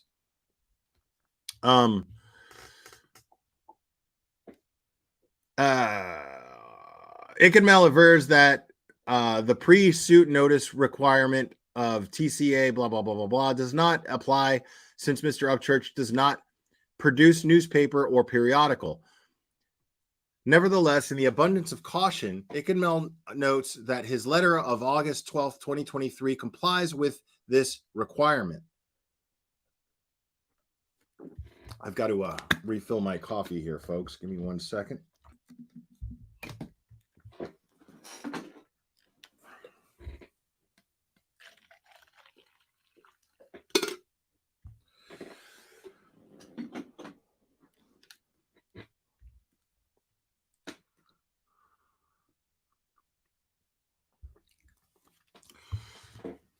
Mr. Upchurch knew that defamation specimens 1 and 2 were false and defaming Ickedmel. Alternatively, he acted with reckless disregard for truth or with negligence in failing to ascertain the truth of the statements and or implications. Mr. Upchurch gave Ickedmel, caused Ickedmel to suffer actual injury, including but not limited to damage to his reputation and character, mental anguish, and pecuniary losses. Yeah, that's all kind of repetitive. So yeah, this is just all the grounds in which they're suing. Yeah, that, you know, Mr. Upchurch knew that he was acting reckless and blah, blah, blah, and that he could cause damage. Let's see what it says here. Damages. Ickedmel incorporates all the above paragraphs. Ickedmel suffered damage to his reputation and character as evidenced by inter alia. The messages he received after Mr. Upchurch's defamatory statements and or written titles were published. Given that Florida law has no cap on non-economic damages, Ickedmel seeks at least $3.5 million for the damage to his reputation and character. But for the false and defamatory content that Mr. Upchurch had published about Ickedmel, Mr. Simard would not have distributed a death threat to Ickedmel. Likewise, Ickedmel would not have received other hateful and demeaning messages from followers of Mr. Upchurch. Ergo, Ickedmel suffered severe mental anguish, including fear for the lives of his family members and himself, sleepless nights, and anxiety as the direct and proximate result of Mr. Upchurch's false and defamatory statements. Given that Florida law has no cap on the non-economic damages, Ickedmel seeks at least $3.5 million for the damage to his mental health. Wow. So far we're up to $7 million. Ickedmel has suffered and will continue to suffer financial losses. Ickedmel incurred out-of-pocket expenses of between $600 and $850 to install cameras to surveil his property. He also lost non-paying subscribers to his YouTube channel, which negatively impacted his income from monetization and potential super chats, quote unquote, which viewers essentially tip the content creator. He has also lost paying subscribers. At present, these pecuniary damages are hard to ascertain. You see, I'm faking pronouncing that word. However, they will be computed before trial and shall be disclosed in discovery. In the meantime, Ickedmel, her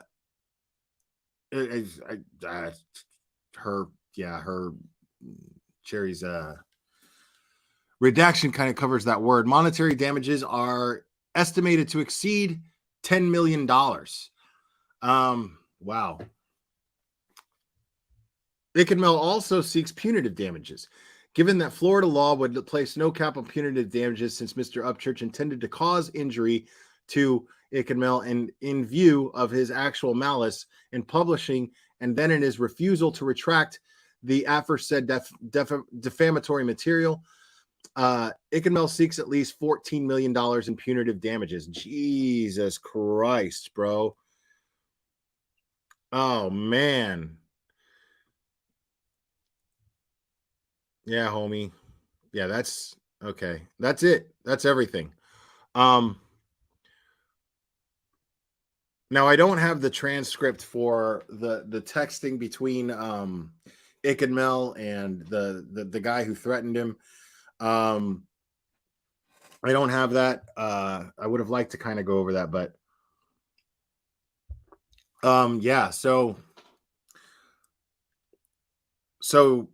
ultimately $14 million. Now I don't know if it's 14 plus the 7.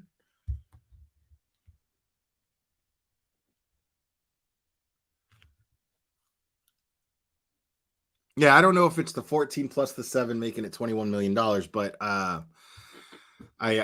so is it $21 million that he's suing for? Yeah, that's what it sounds like to me, right, Dietz? $21 million. I mean, Cuckchurch only has so much money, you know, like he's not a billionaire, you know what I mean? Like he only has so much money. I mean, Cuckchurch, homie, like your ass better get to writing and get in that fucking studio, homie. If I were you, because he's been awful quiet. Yeah, the total is $21 million. That's what I thought. And others are saying it's separate. Yeah, separate. So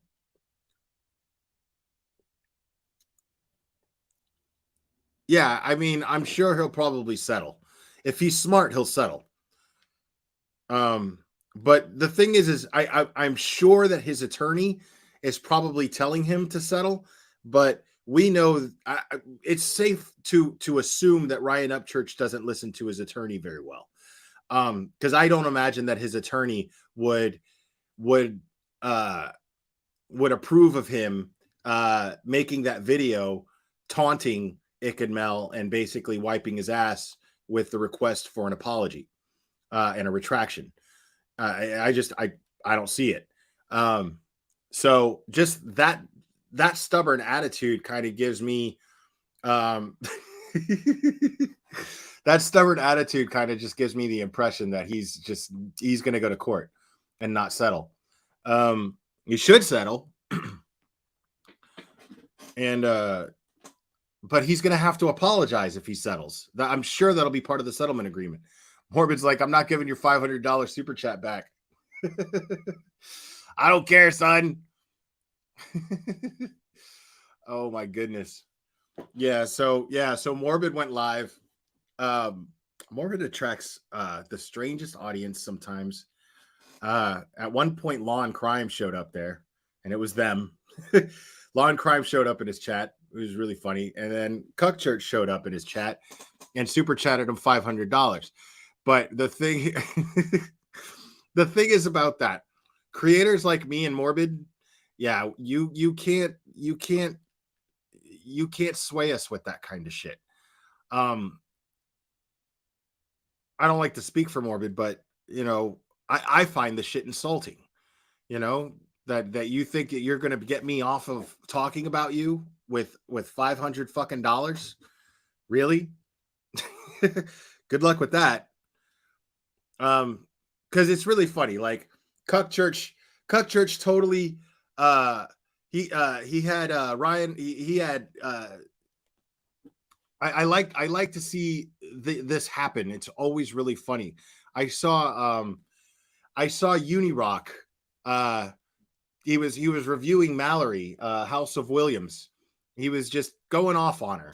And then she showed up in his chat and gave him $20, and then he started fucking simping for her and kissing her ass immediately, like that. I was like, wow. Like I have no respect for people like this. No respect at all. And it was really funny too, because Dolly was talking about Upchurch, but he was saying nice things because he likes Ryan Upchurch. And then Ryan Upchurch showed up and then gave him $500 as well. And then after that, nobody's actually seen Dolly because he crawled up Ryan Upchurch's ass and disappeared and hasn't been seen since. It's amazing. Kind of crazy.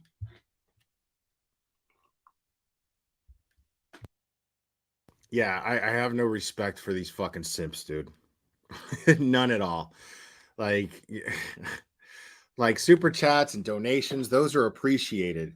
But there's times where people think that by giving me these donations or the support for my channel, that it gives them some sort of reign to dictate what I do and say on my channel. No. Although super chats and donations to PayPal and Cash App and whatnot are appreciated, they're not. Yeah, they're those things are not. Sorry, mosquito. Those things are. They don't purchase you the right to dictate what I do or say on this channel, ever. Just I want to make that abundantly clear. So it's just really funny that that he thought that he could give Morbid $500 and it was going to make him stop talking about Ryan Upchurch. That was just really funny.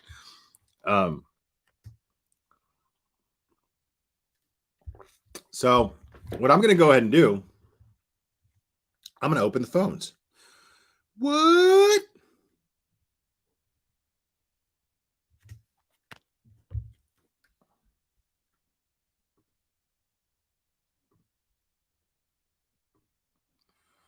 All right. Just call that number on the screen right here. And let me know what your thoughts are on all this. I would love to hear from you.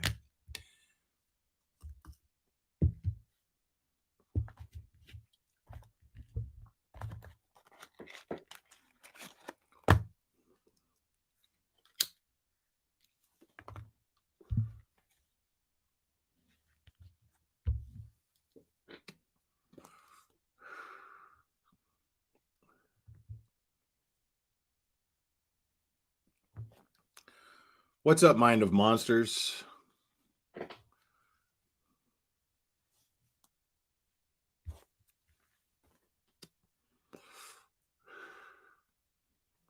Yeah, I'd love to hear from Cuck Squad.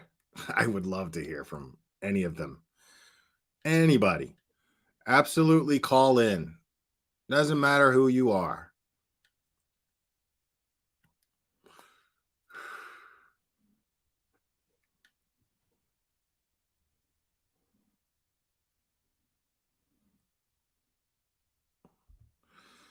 Yeah, sorry about that. Some people have a problem with me smoking on live streams.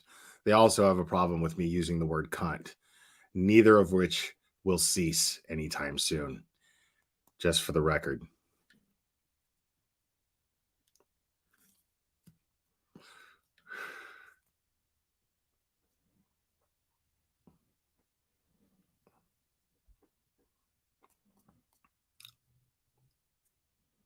Oh, I'm sorry, Morbid, that I use that I use a phone number to talk to my audience. I don't open up my panel and subject myself to porn bombing.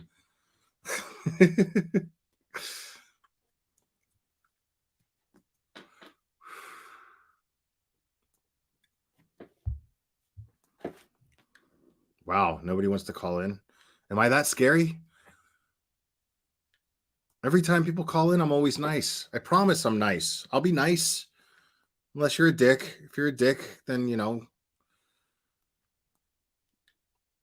But yeah, somebody usually ends up calling in. And if you're worried about your phone number, if you're worried about me having your phone number, don't worry about it. A, I don't pay attention to the phone number. And B, just hit star 67. Star 67, then dial that number. And it'll come up restricted. There we go. Look at that.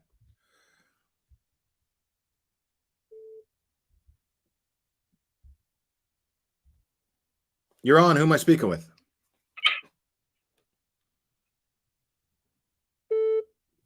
Okay. You're on. Who am I speaking with? Not Karen Murphy. Oh, Aaron Murphy. We spoke the other day. What's up? Yes, how are you, love? I'm good. How are you? I'm fantastic, but I am working my store right now, so if a customer shows up, I may rudely have to cut off the conversation, but it's nothing personal. Oh, no problem. Yeah, you know, the customer always comes first. I get it. I appreciate you. I am elated that there's going to be some repercussions for his mouth. And oh boy, Ickedmel is not effing around with those numbers of repayment. Yeah. Holy Hannah. I mean, you know, that goes, it matches the ego he's up against. It does. I mean, yeah, I'm loving this. I'm loving this. I mean, go big or go home, man. Totally. I mean, it's absolutely, it's fitting, you know, it's absolutely fitting, and it's appropriate, those numbers, considering what Ickedmel has gone through for the past year, you know. Absolutely. He's such a genuine soul. Like, there's so many, like, you know, fakers out there, and, like, you know, he's one of the really good ones, and it's just, it's really nice to see Cuckchurch get what's coming to him. And I love that Anime is mentioned in the lawsuit.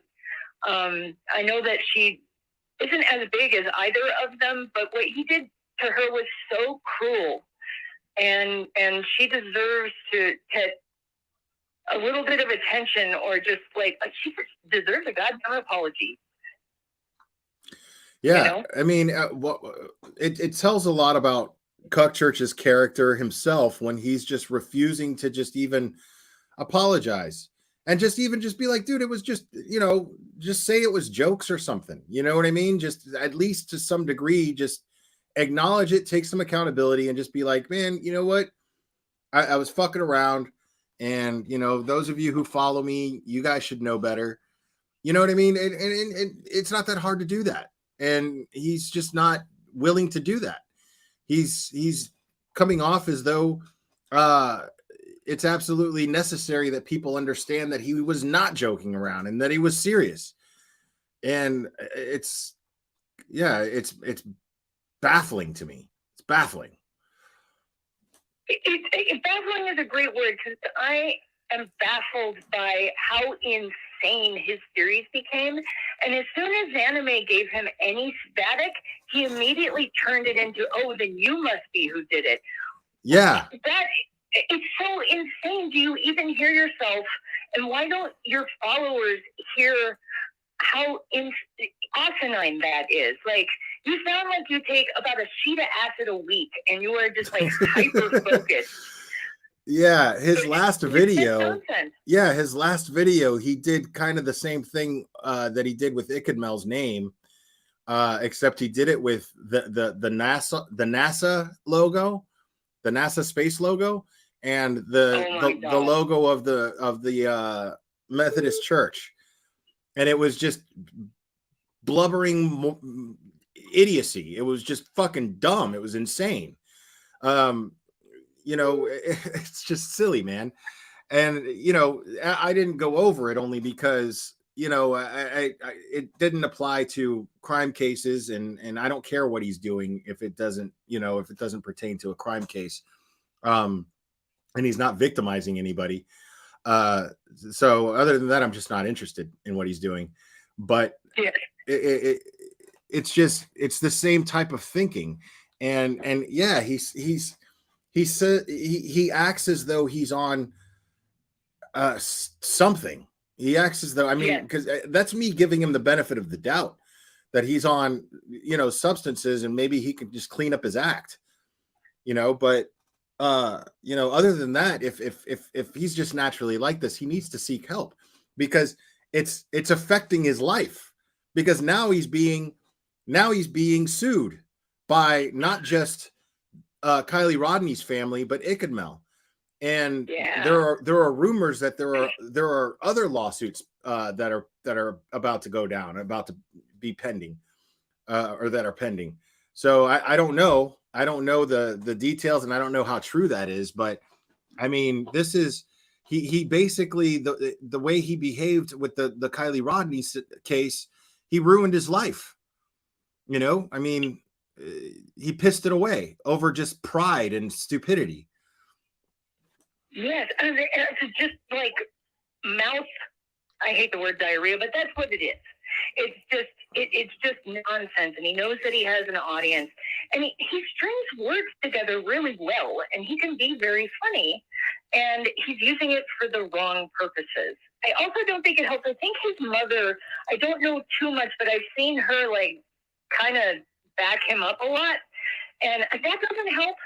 She should be protecting her son on a level of, I'm worried about your health and mental acuity, and you know, your eventual income is going to go down from this.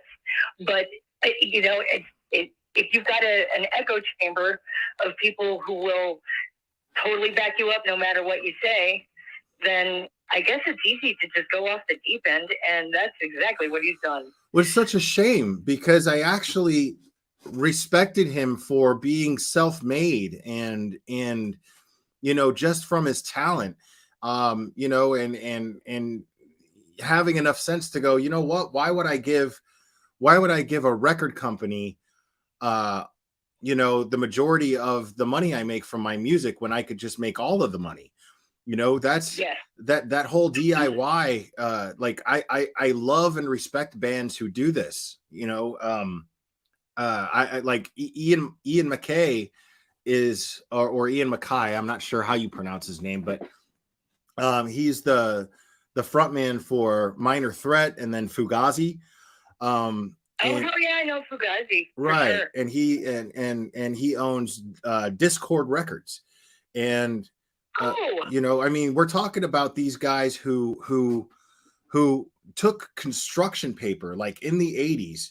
They went and they recorded their records, and then made album covers with construction paper, and like used and then took apart an album cover and stenciled it, you know, and took construction paper and made their own album covers and sold them out of the trunk of their car, and then and grew from there.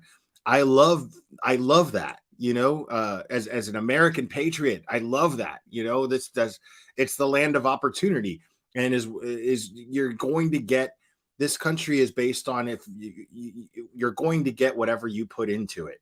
If you work hard, you're gonna make money. You know, if you do well, you're gonna make money. You know, and I mean, you're a business owner, correct? I sure am. Yeah, you're a small business owner. You know exactly what I'm talking about. I do. I know it on several levels, because my father was a professional musician. Do you remember the song Wildfire about the horse? I know of the song, but I can't think of it right now. That's okay. It's not that great. But the best part is the piano solo at the beginning and the end. Okay. And my father wrote that part. Oh, wow. Okay. Yeah. So I got a couple of gold records. Oh, and I fancy. No, it's just, it's really, really cool. that he's just a little piece of music history. And yeah, he did not make $1 million off of that. He's also not that the singer was Michael Martin Murphy, and that is not my father. Just to be clear, Michael Martin Murphy made the money, not Jack Murphy. Right. But so I understand how difficult the industry is, and I really respect him for being able to make it on his own the way he did. And he happened to be born in a time where that was just a little bit easier than for people of my father's generation. You know, my father was a studio musician, which is an honor, but it's also not the greatest paying job. And it doesn't always land you the gig, you know, but you make a lot of friends on the way. Well, sure. No. And you can actually, you end up, I mean, you make good contacts doing that, you know. I mean, Jimmy Page was a studio musician for years and years before he formed Led Zeppelin, you know. And I then, never knew that. Yeah, absolutely. That's amazing. Yeah. Oh yeah, I believe it. Yeah. So. And I have also read, I was going to bring up that Mick Jagger went to business school because everything he made up to, I think, 1967 or 68, he does not make a penny on. No radio play, playing it live, none of it. It's owned by the record companies, and it pissed off so much that he went and got a business degree and made sure that everything from that point further went into his band's pocket and not some executive. And yeah, people I really think respect him for that, though. Yeah, people think that musicians who become like big and famous and rich are just these guys who got lucky. In some cases, that's the case. In some you know, in some situations that is the case. But I mean, a lot of these bands that these guys went to college. They know how it works. Like the front man for the Descendants, he's a biologist. The guy from the Offspring, he's also a biologist. That's right. Yeah. You know, wasn't the guy from the Cars like a nuclear physicist? Yeah, the guy from he's I mean, and Queen is an astrophysicist, if I'm not mistaken. Something like that. I mean, I don't even know, but some of these guys, yeah. I mean, brilliant. Yeah, I know Eddie Vedder went to college. I don't know what he went to college for, but a lot of these guys get business degrees, and they're like, okay, well, it's just a question of promoting. You put out it's a business like anything else. Being in a band that's famous and rich is running a business like anything else. You put together a good product that is sellable, and then you have to sell it. You have to know how to sell it. You have to know who to sell it to. You have to target a demographic and sell it. Yeah, Brian May is an astrophysicist, they're saying in the chat. Outstanding, yeah. Brian May from Queen, yeah. Oh, yes. It's absolutely amazing. Your friend Morbid plays, I think, wonderful music as a bumper. And I think Lisa Loeb was explaining that she didn't even have a contract or a company that she was working with when she got her big break with Reality Bites. And like, that's such a unique situation at that time in the early 90s to luck out like that, I guess. I remember that song when it came out. I've never listened to that song in its entirety. I remember when it would play on MTV or VH1, like yes. I'd see her standing there. I just didn't like the way she fucking looked. She annoyed me. And I'd hear that, you say, I only hear, and then click, I'd change the channel. I never listened to that song in its entirety. A lot of music on MTV when it still played music and did that kind of stuff. But yeah, I felt that way about it. There was another chick out there, but it's still a neat story that like she basically got famous overnight because Ben Stiller said, "I want this on my soundtrack." Right. And there's a lot of cool stories like that. And being self-made is easier to do now than ever. I am seeing Mateo Lane next month. And I used to do stand-up comedy. And it's like, you've got to move to New York or you have to move to California. And otherwise you're going to wither on the vine. And that's just the only thing you can do. And you've got to hustle too, man. And he wasn't feeling it. He wasn't having it. They're like, you need to find an agent. You have to, make friends with HBO. And he's like, screw this. I'm going on YouTube. And he went on YouTube and had 1 million followers within a couple of months. And now, as far as I'm concerned, he's playing the Paramount Theater in Denver. And that, to me, is making it. And he did it within a couple of years when he struggled for a decade the hard way, the traditional way, quote. So we live in an amazing time that artists can actually be discovered. Because I can't imagine how many zillions of people with talent were never heard just playing in the bar, and that it's a really good blues band at that bar, but that's as far as they're going to go is entertaining people on Friday and Saturday. So yeah, because they have jobs. I was in a band and we got to open for some of my favorite bands, and I was really lucky to get to do that. But the thing is I had a job. Everybody else in the band had full-time jobs. I was the only one in the band that wasn't married, and like all the other guys were married. Like we could have toured with a band called Poison the Well. And we didn't get to do that because all of the wives were like, dude, you guys are like 30, bro. Like, you're not touring. Stop. Like, the wives just weren't fucking having it. So and that's understandable. But the once in a lifetime opportunity. Who else did you open for, Will? We opened for Torch a couple of times. Cool. Not real famous bands, but sure. Torch became more famous way later.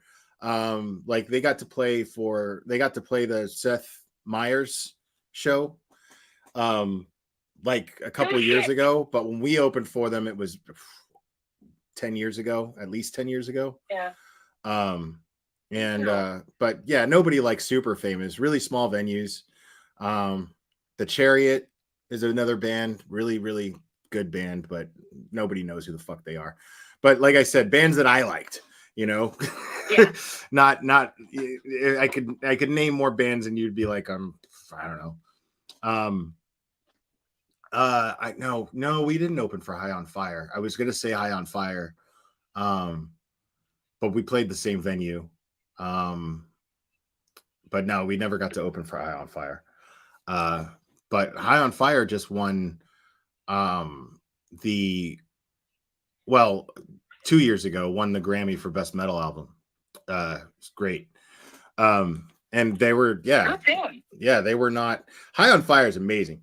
High on Fire is one of my favorite bands. Like they like the way to describe High on Fire's music to me is if the music of Motorhead and the music of Black Sabbath fucked and had a kid, and then that kid died, went to hell, and then came back, you would have High on Fire. That's fantastic. Yeah. I think one of the first times I ever saw you, you were wearing a High on Fire shirt. Yeah. And I didn't know who they were. It has a big hole here and I can't wear it anymore. Yeah, I love that shirt. And it has a big hole here. And I got it at a show too, man. And I was really disappointed. So I can't wear it anymore. But I can't throw it away either. It's really weird. I can't, I won't wear it, but I can't throw it away. I don't know why. I'm absolutely picking up what you're putting down. I actually put them on teddy bears, or I've cut out shirts and sewed them to denim jackets. But that was in the 90s, and it might fly today. Actually, people are a little more open-minded, but that wasn't a cool look for the last decade or so. But no, you can't throw that away. There's too many memories and good things attached to it. You got to hold on to it for sure. Yeah, for sure. Yeah. And it's funny because I'm not a real sentimental guy where I keep stuff. Like I'm notorious for leaving stuff behind when I move because I'm just like, I don't fucking need that. And then I just take whatever I can carry and go. I'm just not, I'm not a materialistic guy at all. I remember, that's good. When Your life is easier for that. I was with by the way, I love the purple, by the way. It's a perfect touch.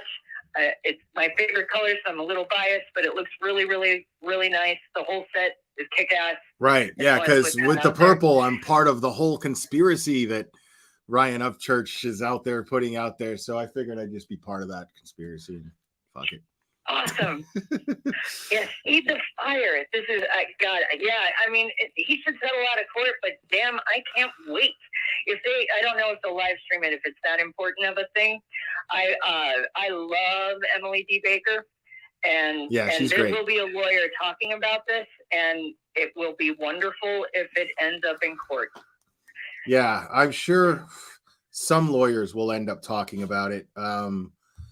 Hopefully Emily D. Baker does, because we need bigger channels to talk about this kind of stuff. I believe that, and they're free to do what they want, and they're not bad people if they don't. I don't have that opinion, but I felt so lucky and so grateful when Brian Enton addressed the Zav girl thing, and brought so much attention to that. Because absolutely. It's so important. So many lawyers picked that up. I was just like, yes, get this out there. This needs more attention. That how unacceptable this is. Right. And and I think Emily talked about it because of Brian, and she follows him. Yeah. So yeah, that I'm glad enough light was brought to that. I don't think it's going to learn her, but again, the attention hopefully makes people more self-aware, or maybe just want to be better in the universe, perhaps. Yeah, I mean, as long as that's the thing is the true crime genre has become so fucked up, and people are forgetting that these are real people that people are following, and when we follow these cases, they forget that these are not characters in a book or in a movie, that these are real people who are suffering, that are struggling with a loss that some of us can't even imagine.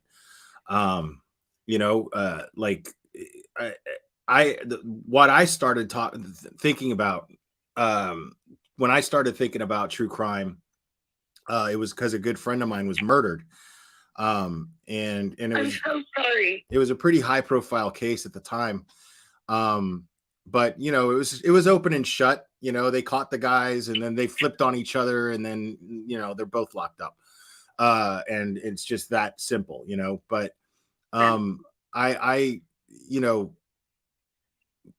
he was one of my dearest friends, and losing him like that just didn't make sense to me. I couldn't compute it. I could not, and that was infuriating. It was saddening, just the emotions that I felt from losing him in that manner, because he was such a good guy. It was crazy to me that people would just fucking shoot him and throw him off the edge of a boat, for nothing. For nothing. And growing up with him, he was just super kind, super generous, just fun to be around, just a really curious soul, and a Floridian to the core. Like we would walk all around, and whenever we were walking through woods and things like that, he always, like, he would pick these plants, and then he'd be like, watch this, and then he'd like make a noise with one of them, or he'd be like, you could just split these, and he just knew, and he was always planting like pot seeds all over. Like, so he had little weed. Yeah, he had little weed plants like in woods behind a golf course that nobody fucking knew about. Yeah. It was, he was an industrious little motherfucker, that guy. Absolutely. He's doing a service to humanity when he's doing that. Totally. Yeah. And he did it just to watch them grow. Like, he did it just to watch the weed plants grow. Like, we would walk a mile and a half and be like, let's go check on the weed plants and see how it's going, and yeah, he was the dopest person in the world, man. I miss him like crazy. But I'm so sorry. Love to him. That but sucks. But my point being that that was a friend of mine. It wasn't a family member. It wasn't a child of mine. It wasn't. So, you know, when we start throwing these crazy accusations because we want to sleuth and we want to be like, oh, I bet it was them. You know, you're not taking into consideration what these people are going through. You know, you're just not. And without any evidence, it's super irresponsible. You know, like try to engage with empathy, as we have that hashtag, in the sense that like you want to keep in mind that these people are going through something that you can't even begin to imagine, most likely. And now you're going to accuse them of murder or accuse them of, and then you're going to dig into their past and start twisting whatever their past is to fit your narrative of that they're guilty of a crime. And most of the time, sometimes we don't even know that a crime even took place, because if it's a missing person, we don't even know if there's foul play involved. And then we just start throwing accusations at people. I can't even imagine what it's like to have a child who goes missing and not know where they are, not have any answers. And we don't keep that in mind when we start acting like we're armchair detectives, and it's bullshit. And that's why I call these people out. Fuck them, you know? I have endless empathy for Candace and Dawn. Mm-hmm. It is, I can't imagine what they've gone through. And are you familiar with Paul Holes?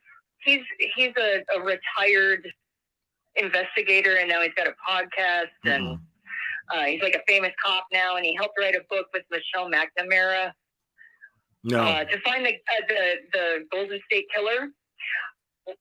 What I love about their podcast, besides it's awesome true crime and their actual like detectives, one of the first things they say in every episode is like, please don't try to solve this. Please don't, like, you don't have the tools. Trust me. Exactly. Know your place, people. You can enjoy us. And if you have tips, and if you know something no one does, or if you know of a missing person and they're trying to find more cases or unsolved cases and everything, you know, it's just like straight up front. They're like, everybody thinks that they're going to be the one to solve it. They're going to be some sort of hero. And it's just not going to happen, guys. You don't have the tools. Yeah, just because it happened with that "don't fuck with cats" thing, it doesn't mean. I mean, that's a fluke. You know, that's a fucking fluke. You can't sit there and think that's going to happen all the time. And the only reason these people do it is because they want to be the one, and they want to get credit for it. But when you're not experienced, what you're doing is you're interfering with an investigation. Like Zav Girl she just released some guy's personal information that law enforcement was deliberately keeping under wraps. And her justification, she even knows, she's just like, well, law enforcement isn't telling us who he is, so I figure we'll find out for ourselves. And I'm like, what the fuck are you doing? You know? They don't owe you anything, Zab. Right. No one owes you anything, Betty. You are not entitled to this. You're entitled to shit. That makes me so mad. I agree. It's just so wrong. And again, she thinks that she's going to be hot shit because she's willing to sit at a computer or spend the extra $3 or... God damn it. I can't believe that she even has the audacity to still be on YouTube. I mean, that's mind-blowing. Like, she has to know that every time she fucking covers a case, I'm going to be watching. As soon as she slips up, I'm going to point it out. Like, I know that they pulled her Patreon for a minute. I'm sorry, I didn't mean to step on you. No, go ahead. Oh, didn't they pull her Patreon, though, because of the Gannon situation? Yeah, her Patreon got pulled. Yeah. I mean, excellent. It's just so funny that she thinks that, you know, she's still doing the same thing. She doesn't even realize that it's wrong. It's because she's incapable of empathy. She doesn't even realize, you know, it's crazy. She feels totally entitled to sit there and sleuth this shit. I mean, she tried to dox God knows how many of Kylie Rodney's friends that were at this party. I mean, it's just ridiculous, man. Well, Sammy, man. I feel so bad for Sammy. She has to live with the fact that she wasn't getting along so well with her that night. She has to live with that. And then Ryan actually, all of them started pointing the finger at her, and I criticize your evidence? I criticize her parents to some degree, because I would have never let her do what she did, which is just be in front of every fucking news camera, because all that did was just make her subject to all of these fucking idiots that are going to start throwing accusations at her, you know? And I mean, it's the idiots that are accountable and responsible for doing it. But what I'm saying is, if I was her mom or her dad, I would just be like, dude, this is a bad idea. Don't do that. You know, if you're going to help, do it behind the scenes, you know, but you don't want to be the center of attention when it comes to this, when it comes to a situation like this, you know? It's true. That I don't blame the parents. Yet I think the parents should have protected her. Absolutely. Right. But I think Kylie Riley was the first like really big one to go off the deep end like this, where I know Gabby was in there too, but I don't blame the parents for not having the foresight of how absolutely insane the internet is. And her heart was in such the right place. She just wanted to find her best friend. And I think she would have felt bad if she didn't do absolutely everything in her power to do that. It's a tough place to be. Agreed. I'm going to go ahead and clear the line for the next caller, but thank you for calling. I always get wrapped up because I love talking to you. No, yeah, I thoroughly enjoyed the conversation. I appreciate you calling for sure. You're so kind, and I look forward to speaking to you again soon. Right on. Thank you. Stay awesome. Bye-bye. Bye. All right. Anybody else want to call? I still have a little coffee left, so I'll stay on until my coffee's gone.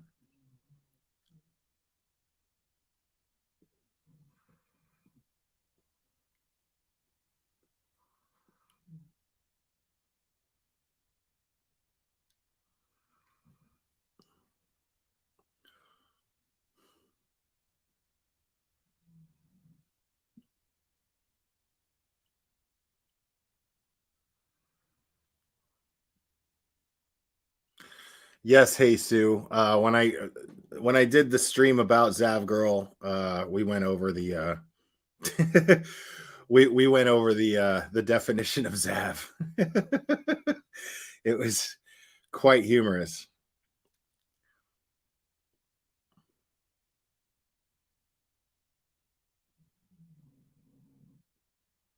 Y'all hear Panda snoring? My mic's probably not picking it up.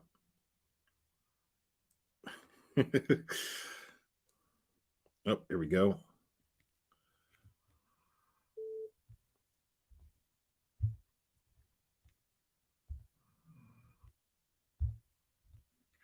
You're on. Who am I speaking with? Hey, it's Calamity. What's up, Calamity Jade? Not much, except for you have to change your name to Glenn. Oh, yeah, Glenn. I really like Glenn. It suits you really good. Yeah. Are you calling to pay me my money? Or I am going to send you your money. I'm totally kidding. You do not have to do that. That was a joke. Oh, no. I'm a person of my word. I was totally kidding. That was all part of the show. It was just fun. It's going to be bail money for this ChromaCon. I don't quite know what y'all are up to, but you're going to get all the people that don't like each other together in conference room C. I mean, and then just see what happens. Yeah, we'll see if that happens. Like, I would love for that to happen, and I'm gonna help. I'm gonna help Morbid as much as I can with promoting it and putting it together and whatever. But yeah, I would like to see that happen. I think if we can come up with some sort of like a main event that would attract it. I would, yeah. Jello wrestling. I think if we could get them Jello wrestling, that would really bring people. I mean, I did challenge BX Bitch Boy to a fight. I'd be willing to do that. A regulated boxing match. He's a trained fighter. I'm not. I don't see what the issue would be. I would love to do that. I'm, even if I lose, I'm fine with that. But it already turned violent. So but quick. as soon as I like mentioned it, then he tried to take it as I was threatening him, and he started to play victim, and I was just like, what? What are you talking about, a street fight? You want to do a street? Are you threatening me, Claire? Are you threatening me, Claire? And I was just like, man. But yeah, I mean, he thinks that I'm just this fucking. I mean, what's the problem? If he's trained, and I'm just some sloppy drunk that he's making me out to be, then what's the issue? Why would he not do it? I think people would pay to see that, right? People would come out to Vegas for Chromacon to see me and Bitch Boy mix it up in the ring, right? Yeah, sure. From a medical perspective, I'm worried, but I'd be there for it. I mean, if it's regulated, then we would have a medical professional there and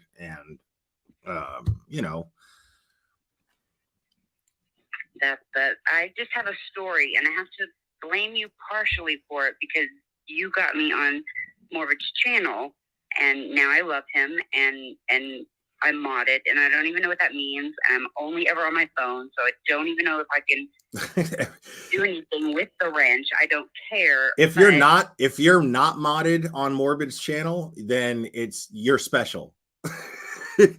Like literally fucking 80% of the fucking chat has a wrench because he's just like, fuck it. You get a wrench, you get a wrench, you get a wrench. You're not expected to do anything. Yeah, you're not expected to work. It meant something to me. He has managing moderators that manage the chat. You're not expected to do anything. Well, just about a week ago, I had some problems right around my birthday, and he's saying happy birthday to me. So nice. Oh. I didn't really want to acknowledge it, but apparently I did because I talked about it. Right. But I was in the hospital with half a dozen kidney stones, and I haven't had any in like 10 years, and I don't want any sympathy, but they suck. So they have to like bust them up with lasers and whatnot. And when I was coming out of recovery, which you really don't know who you are or what you're doing, you don't remember what you say. But the recovery nurse came up to me in my room afterwards, and she said, when you were in recovery, you called me over there and you said, I've never even said this before, so step off, bitch, because I'm modifying a YouTube channel now, and it's really important. And in all of my life, I have never said those words. I've never told someone. Well, the word is moderating. Moderating. Yeah, I know. Modifying. That's what makes it all the better, because apparently I was modifying. But right. I don't remember it. So the other nurse said, what did you say to upset her? And I then started singing What Have You Done For Me Lately by Janet Jackson sometime in the 1980s. And then just kept singing it. So in my subconscious, I'm drunk with power because I have a wrench in the chat. And I don't know why I'm admitting that, but here's my story. Yeah. Yeah. And so I covet that now. I guess. I don't know. Well, enjoy it. Enjoy it. Yeah. Well, at last he's gonna be like, yeah, she's got to go.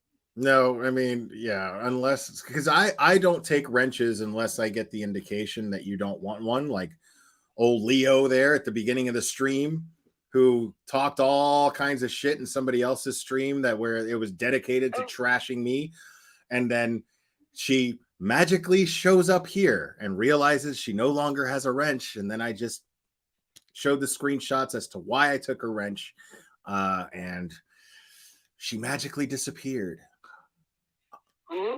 And I didn't hide her from the channel. You know, I was waiting for the moment where she showed up in my chat acting like nothing happened. I'm a big fan of fake ass fucking people and showing everybody how fake they are. I'm a big fan of that shit. Yeah, yikes. Well, that sucks. I guess it goes with the territory. I guess. I don't know. I'm non-confrontational. I don't know. Yeah, I mean, I'm not. I'm very confrontational. I mean, call it a character flaw if you want. But you know, I mean, it's just the way I am. I don't. Yeah, if there's something that bothers me, I address it. I just do. I don't know how to be any way else. You know, and sometimes I'm a little too abrasive. I admit that, but you know, I mean, take it or leave it. You know what I mean? I'm not going to sit here and pretend like I'm not. You know, so and I try not to be. Someone is perfect. I try not to be. Someone is perfect. Right. I try not to be mean, but at the same time. Yeah. So. Housekeeping. That's what it boils down to. I mean, this is not the first time I've done that with this channel. It is not the first time where I just wanted to remove a particular element from my following, and I pretending like I like certain people for the sake of making other people comfortable became very exhausting, and so I just stopped. I just stopped, and and you know, the situation, the way that I handled it probably could have been done a lot more tactfully, but I was planning on doing it anyway.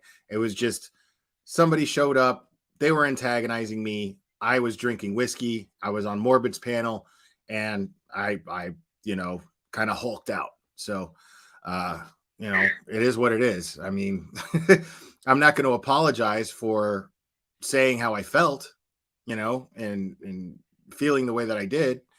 I believe that I'm justified in having those feelings. Maybe not in the way that I reacted, but you know, like I said, I feel justified in having those feelings, and you know, my channel has not suffered from it at all. I lost subscribers, but you know, it shows that those people, even though they were subscribed to me, they weren't getting anything out of my content because I'm doing the same content that I always did, and my viewership is exactly what it was prior to that. I only lost the sub numbers. So it made no difference to my channel at all whatsoever. They were just subscribed. At least you didn't say, "Oh, guys, I didn't mean it. I was drunk." No, I did mean it. At least you were like, "No, I meant it." Just came right on out. I meant it. Yeah, I meant it. You know, like I said, I probably could have been more tactful about it for sure. But I meant everything I said. So. Well, I think that all happened while I was in room 1301 getting all those laser things happened. But I think I saved them in my playlist. I just won't watch those. Yeah, I mean, I'll just leave those there. It's not my proudest moment, but I do not apologize to anyone. You know, I was antagonized, and the purpose of antagonizing me was to elicit an emotional response from me. I fed into it. So the only person I'm mad at is myself. So yeah. It all comes out in the wash. I'm still here. Hopefully I won't have any more embarrassing stories, but if y'all do this ChromaCon thing, I'm going to come, I don't know, with prosthetics or something, or just a furry. I don't know if I want to acknowledge that I'm gonna be at this debauchery or not, but I'll be there.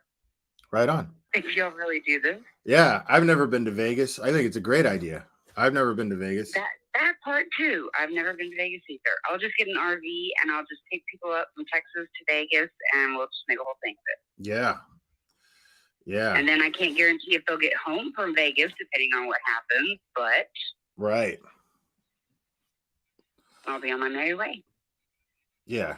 I mean, yeah, the idea is just to get together and have a good time, It's kind of like a meet and greet, but I mean, I'm, I've never done a meet and greet only because I'm just like, well, who the fuck wants to meet me? That's fucking weird.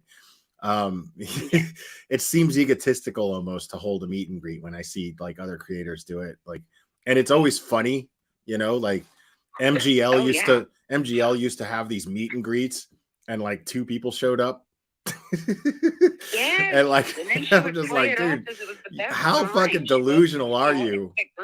Yeah, like how fucking delusional are you? But if we can coordinate some sort of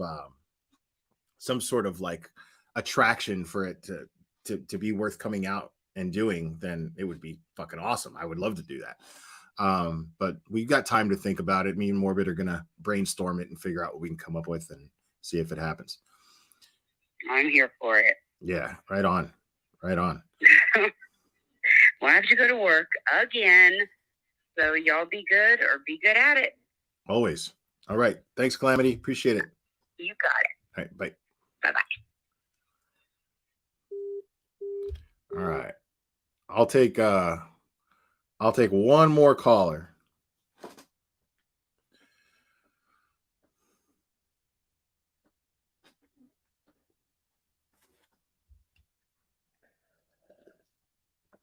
Yeah, Mr. Harlan, I gotta. I. That's home, man. That's where I'm from.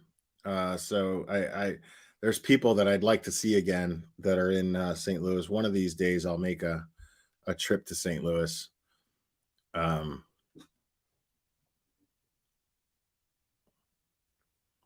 Get my headshot ready. So fucking dumb. Like meet and greet. Fucking 10-year-old fucking picture on a glossy. That shit was funny, dude. I hate putting my boy out there. Like, but like my like I'm friends with this dude, with this creator named Mexi. Some of you guys know who he is. He does the supernatural, kind of a ghost hunter type thing. And he's a really, really good-hearted guy. And I'm proud to call him a friend. And he he was live for a minute, and there was like a meet and greet thing at in Colorado. And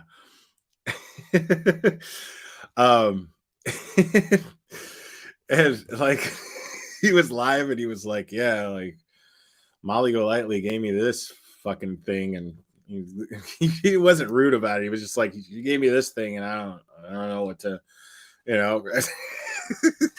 and then he deleted the live.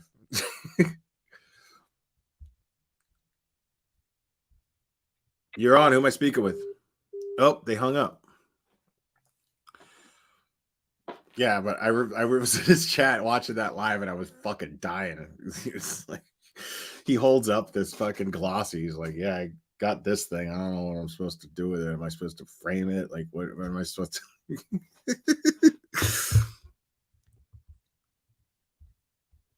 You're on. Who am I speaking with? Evil Queen. Evil Queen, what's up? Dude, do you know that Ickedmel's attorney is the same one that went after Critical K? Ask Matt. Nuh-uh.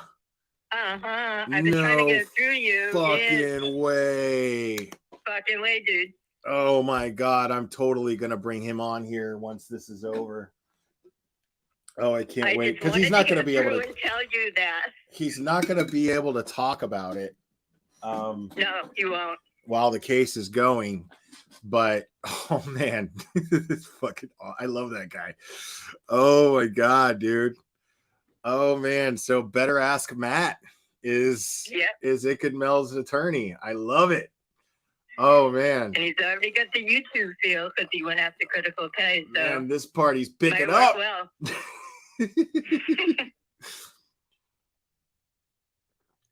And I hope Ickedmel wins. Oh, I'm sure he will. I mean, I don't think that most attorneys won't even take a case if they don't think that they're going to win, Yep.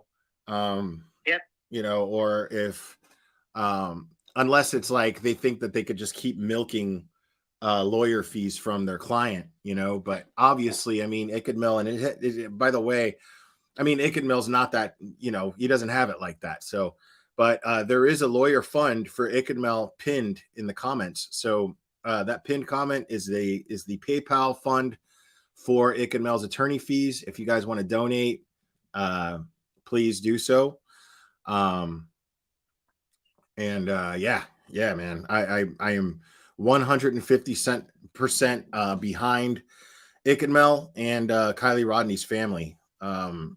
Me too, especially absolutely. Both of them, because Ickedmel, I read a lot of the GMs. They were really bad, dude.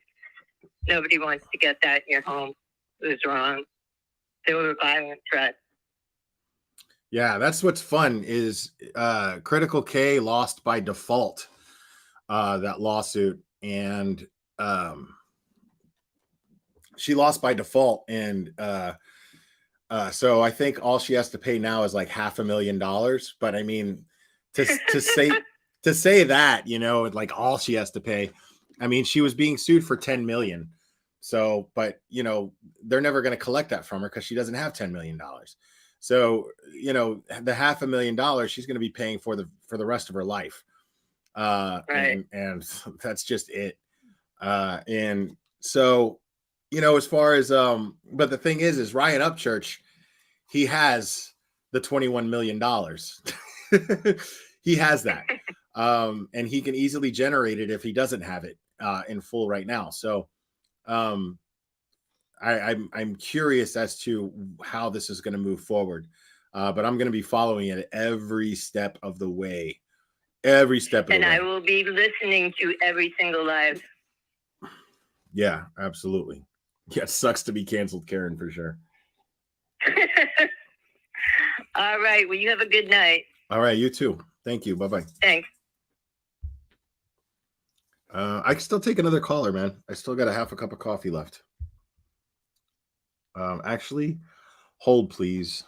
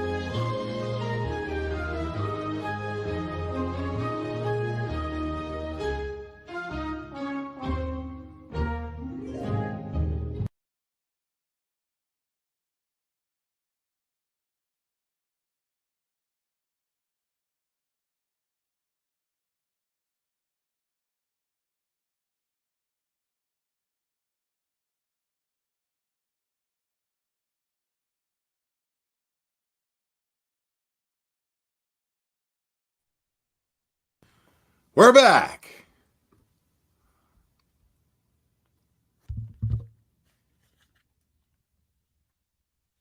All right. I'll take one more caller, and then we're going to wrap this up.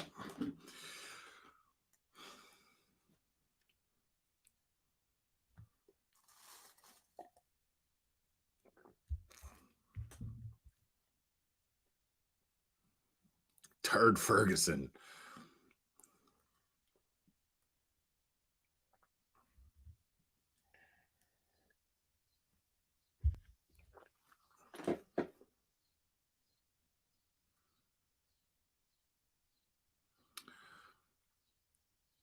Yeah, right. Yeah, Cuck Squad. The phone line's open. You're welcome to call.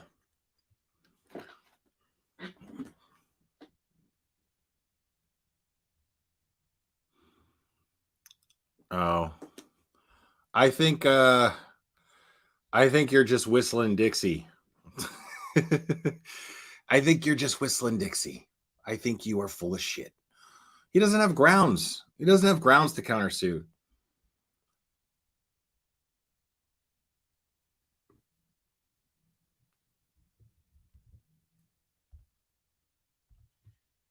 You're on. Who am I speaking with?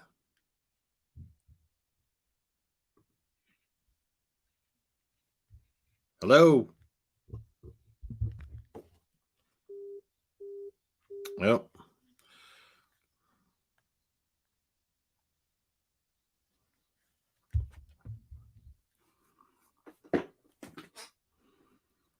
Defamation and libel. That's a joke.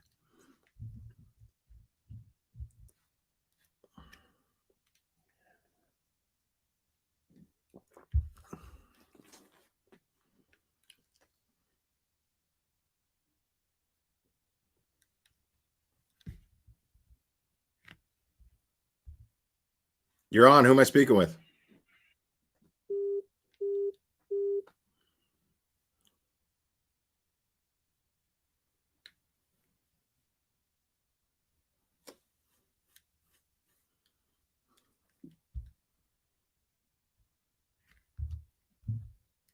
Yeah, somebody just either they've got a bad signal or they're just hanging up.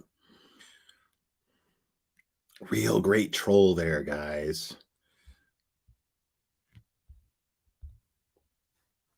You're on. Who am I speaking with? Hi, it's Blind. Who is this? Blind? Vine? Blind. Oh, Blind. Okay. What's up, Yeah. Blind? Yeah, no, I just wanted to say, man, that I'm glad that you guys are finally like going after these people, man, because they've victimized so many people Yeah. with their crazy theories and speculations, I mean, we broke down some videos the other night, man, where it's just complete imagination. Like, it's nothing based in reality.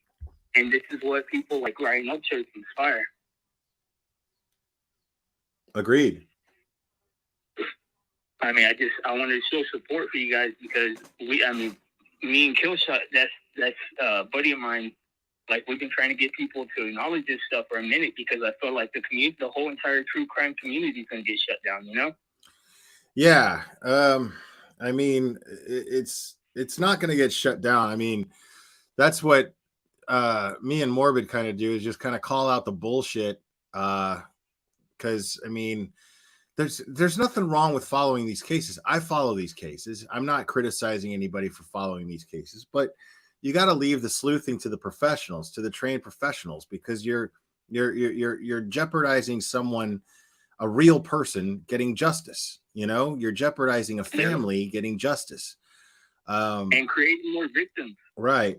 Absolutely. Completely agree. And it's crazy because like when you see like a completely innocuous picture of a kid and you put your own thoughts of this trafficking or abuse, like you're the one sexualizing that child now. And if that kid was to see that, or the family was to see that, you're creating a victim when you do that, you know? And I appreciate the way you guys, or you, Blair, particularly handle your cases. I think that you do it with a lot of professionalism that these people could take note of. I appreciate that, man. Thank you. I mean, there's a lot of really great chat's wondering what I'm looking at. There's a huge fly in here, and I'm trying to like pinpoint it so I can fucking spray that bastard. So yeah, it's distracting. But no, but yeah, like there's a lot of really great creators out there that do great work, and you know, and they're responsible, and they're empathetic towards the victims, and that's that's, you know, fantastic. And do you think that there's any chance that there's going to be other lawsuits coming down the way for like the people that the other I don't know what you would call them, conspiracy theorists, like the squirrels and all them? I mean, that's the thing is hopefully, you know, I know that the Rucheks are trying to make it a point to do this, but I mean, it's been 5 years. But I think that I think what they're trying to do, I don't know, I can't speak for them, but I think what they're trying to do is put together a class action suit against a bunch of different creators. And so, but I love that, because now this is setting a precedent. You know, going after Ryan Upchurch like this and holding him accountable is setting a precedent. And hopefully people just start to just not take it anymore. And the thing is what makes it so messed up and why it doesn't normally happen is it's the victims of these in these cases that are the ones that get victimized the most. This is a rare thing because Ickedmel is a true crime creator who wasn't involved in the case at all, but he's just a YouTube creator, and then he's being slandered by somebody with 3 million subscribers with a huge, massive following. So, you know, it's a little different, but the thing is the victims, it'd be nice for the victims to fight back. But the problem is these people target these victims because they know that they're already suffering. They know that all they want is peace. They know that they're already struggling with their grief. So what are they going to get into a legal battle on top of having to grieve for their loved one? So these vultures take advantage of that. They take advantage of the fact that these poor people don't want to fight. They don't want to sit there in court and have to, you know, I mean, these things take forever, man. These legal, these litigations take fucking sometimes years, you know? And so it's just really sad. You know, well, the reason I said that about the community being shut down is because it seems like there's a lot of parallels to what's happening right now and our early YouTube conspiracy community. Like once the lawsuits started coming, they pretty much wiped that entire community off of YouTube, you know? And it seems like it's possible that could happen again. Right. Yeah. I mean, I you know, I don't want to shut down the true crime community, but what you know, but that's what the result would be if these people don't stop. That's the whole reason. Well, I mean, no, because then you're impeding on people's rights, and you can't do that. But the thing is what we can do, like what I can do as a creator is create awareness. You know, I can help spread awareness and urge the audience, you know, urge the average subscriber to hold a better standard for the creators that they follow, to hold them to a standard. You know, I mean, it's okay to follow these cases, but it's not, you know, you have to understand, you know, as subscribers, you should hold these creators to a standard as, you know, hey, we want justice for victims. If you actually want the justice for victims, leave it to the professionals that are trained and tasked with the responsibility of getting that justice. We're not qualified to do that. I'm not qualified to do that. Most people, none of these YouTube creators are qualified to do that. Even the ones that are ex-law enforcement aren't qualified to do it, you know, because they're not currently law enforcement. They'll tell you, hey, it's not my case. You know, I'm retired. I don't do that. Like Duty Ron, like Police Off the Cuff, like Mike King from Profiling Evil. I mean, these guys, they know their place. They will give their opinions based on their experience and give very, very valuable insight as far as their opinions go, but they do so based only on facts. They don't sit there and speculate and start throwing mud and see where it sticks. Yeah. You know, that's where it gets dangerous. And, you know, if we follow those guys' example as how to cover true crime, you can't lose. You know what I mean? Because these guys know. I completely agree. Yeah, these guys know, you know, whether you like them or not as creators. I mean, at least follow their example and hold other creators to the same standard that Duty Ron and Police Off the Cuff and Mike King are at. You know, and the attorneys, the criminal attorneys that have channels like Lawyer Mystery Maven, you know, like listen to these people. That's the best thing you can do. These experienced people who have experience in dealing with crimes, you know. The thing that I've seen, we tried to reason with these people, like, well, because we've headed out with a certain group so much because a friend of ours was adjacent to the Kylie Rodney case, and not even in a way that would ever connect her or anything, but they made these crazy connections. Well, the only thing that seemed to work is embarrassing them, and it's sad, and it's like it's not even something that I enjoy doing all the time. I mean, I do sometimes, of course, but it seems like they don't respond to logic at all. Like they don't even have any comprehension of what's right and wrong. They have no consideration for the fact that these are people, you know? Right. Yeah, that's the issue. They think of them.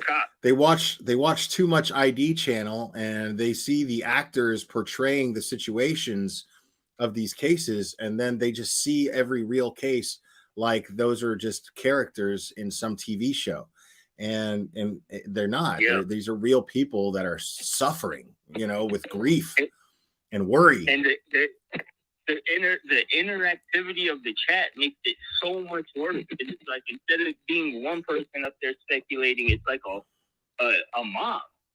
It's crazy. Right. But hey, Glare, I do gotta go. The weather's getting kind of bad. Thank you, brother. I just wanted to say I support you, man, and I thank you for what you do.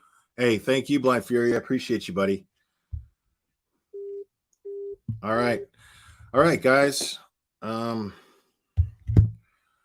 That's gonna be it for me. I appreciate all you guys being here. Will I make a community post shouting out creators that you've vetted so we know who to trust, please? Probably not. You know what you do? Go to Morbid's channel, and just look at the look at the images that he has at the bottom of his screen. Those are the ones you want to avoid. Those are the ones you want to avoid. And just use your common sense, Jody Lynn. Use your comments. Jody, wait a second. Jody Lynn, are you Ryan's mom?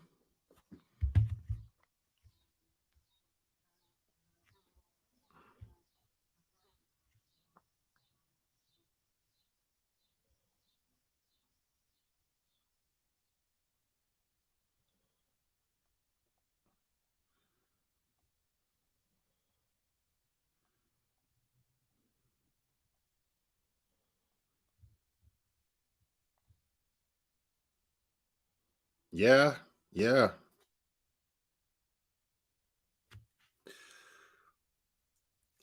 Oh, Patty Lynn. Never mind. Okay, yeah, no, that's not you. But you have Ryan Upchurch stuff on your channel. Okay, just checking. Patty Lynn is Ryan's mom. Sorry. Anyways, yeah, I'm gonna go ahead and wrap this up. So again, I have it pinned. On at the top of the chat there. Ickedmel's PayPal for strictly for his legal funds, for his legal help. So if you guys want to donate to that, that's there. And I just want to say before I wrap this up, Ickedmel, my community, myself personally, we fully support you in this, and we are really, really glad that you are taking action and holding Ryan Upchurch accountable for these things that he's done. And I'm sorry that you went through everything that you went through. And this is going to be a bit of a long road. But we're here for you no matter what. We've got your back. I think I could speak for my entire community when I say that. We love you, buddy. And all of, Ickedmel's mods that are here. Like Mo, Diggs. I appreciate you guys looking out for my chat too. I know you guys didn't ask for wrenches, but I appreciate you guys being here and supporting the channel as well. So anyways, I am going to wrap this up. I appreciate all you guys. I appreciate anybody who's a new subscriber. I appreciate all my diehard subscribers that have been with me for a long time. This last week has been extremely eye-opening, and for good reasons, positive reasons. And I appreciate you guys that much more because of everything that's happened in the past week, and you guys sticking with me, and that means more than I can ever describe. So I appreciate all you guys, and I don't know if Morbid's going live tonight, but I hope he does. If you guys aren't subscribed to Morbid, check him out. Nicole B, I appreciate you being here too. I understand, but I appreciate you being here, and your help as a moderator is extremely appreciated. Seriously. Anyways, guys, make sure to subscribe to Morbid. Make sure to subscribe to Burden of Proof. She's amazing. Make sure to subscribe to Deets on the Streets. Guys, I love you very much. We will do this again very soon, my friends.